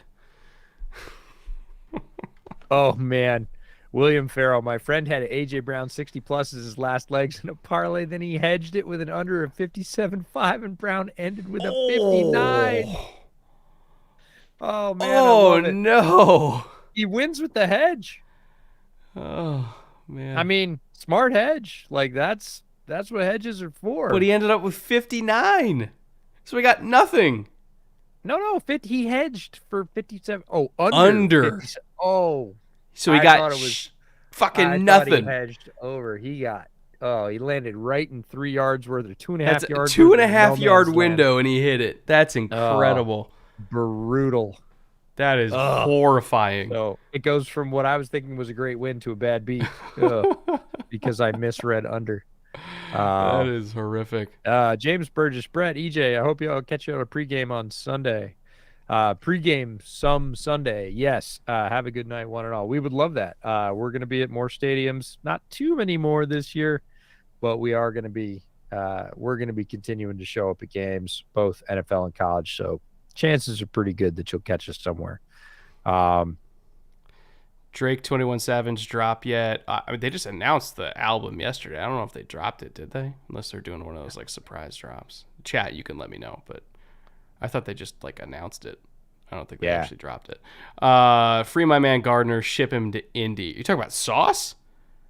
Ship him to the Colts? He just, There's more palatable destinations, I can promise you. I don't think there's any freeing of Sauce. Sauce is right where he's going to be for a very long time. Texans But did cover plus 14. Yes, Vegas is undefeated, as per usual. yeah, As per usual. Vegas does not take too many shorts. Well, I don't know about you, but this is probably top 3 or 4 of the season for Thursday night Oh, games yeah. for me. As far as entertainment value goes, the Eagles don't play Absolutely. boring games. I'll give them that. No, we got to see good plays from players on both teams. On offense and defense. None of the main units really dropped off and disappointed. So, although the final score was Gardner like, Minshew. oh, It yeah, makes more sense. Yeah. Okay. okay. Anyway, as you were saying. Yeah, no, we ended up with 29-17, which is kind of what we thought we were going to get going in. It's just we didn't get there. We didn't take the route we thought we were going to take. We took a back road, and it was way more fun. Yeah, no. Highly enjoyed myself. Hope to see you guys back here next week for Falcons Panthers Part 2. And then we have another episode dropping Tuesday or Wednesday, whenever we can happen to get it out. So we got more content coming for you this week, next week, and every other week. Thank you to everybody who stopped by. If we missed any of your super chats, please DM me. I can answer you there. Obviously, it's tough for us to sometimes keep up with all of them. So if we missed them, hit me up in DMs. Love to chat with you there. See you guys very soon. Thank you once again, and until next time, later. Take care.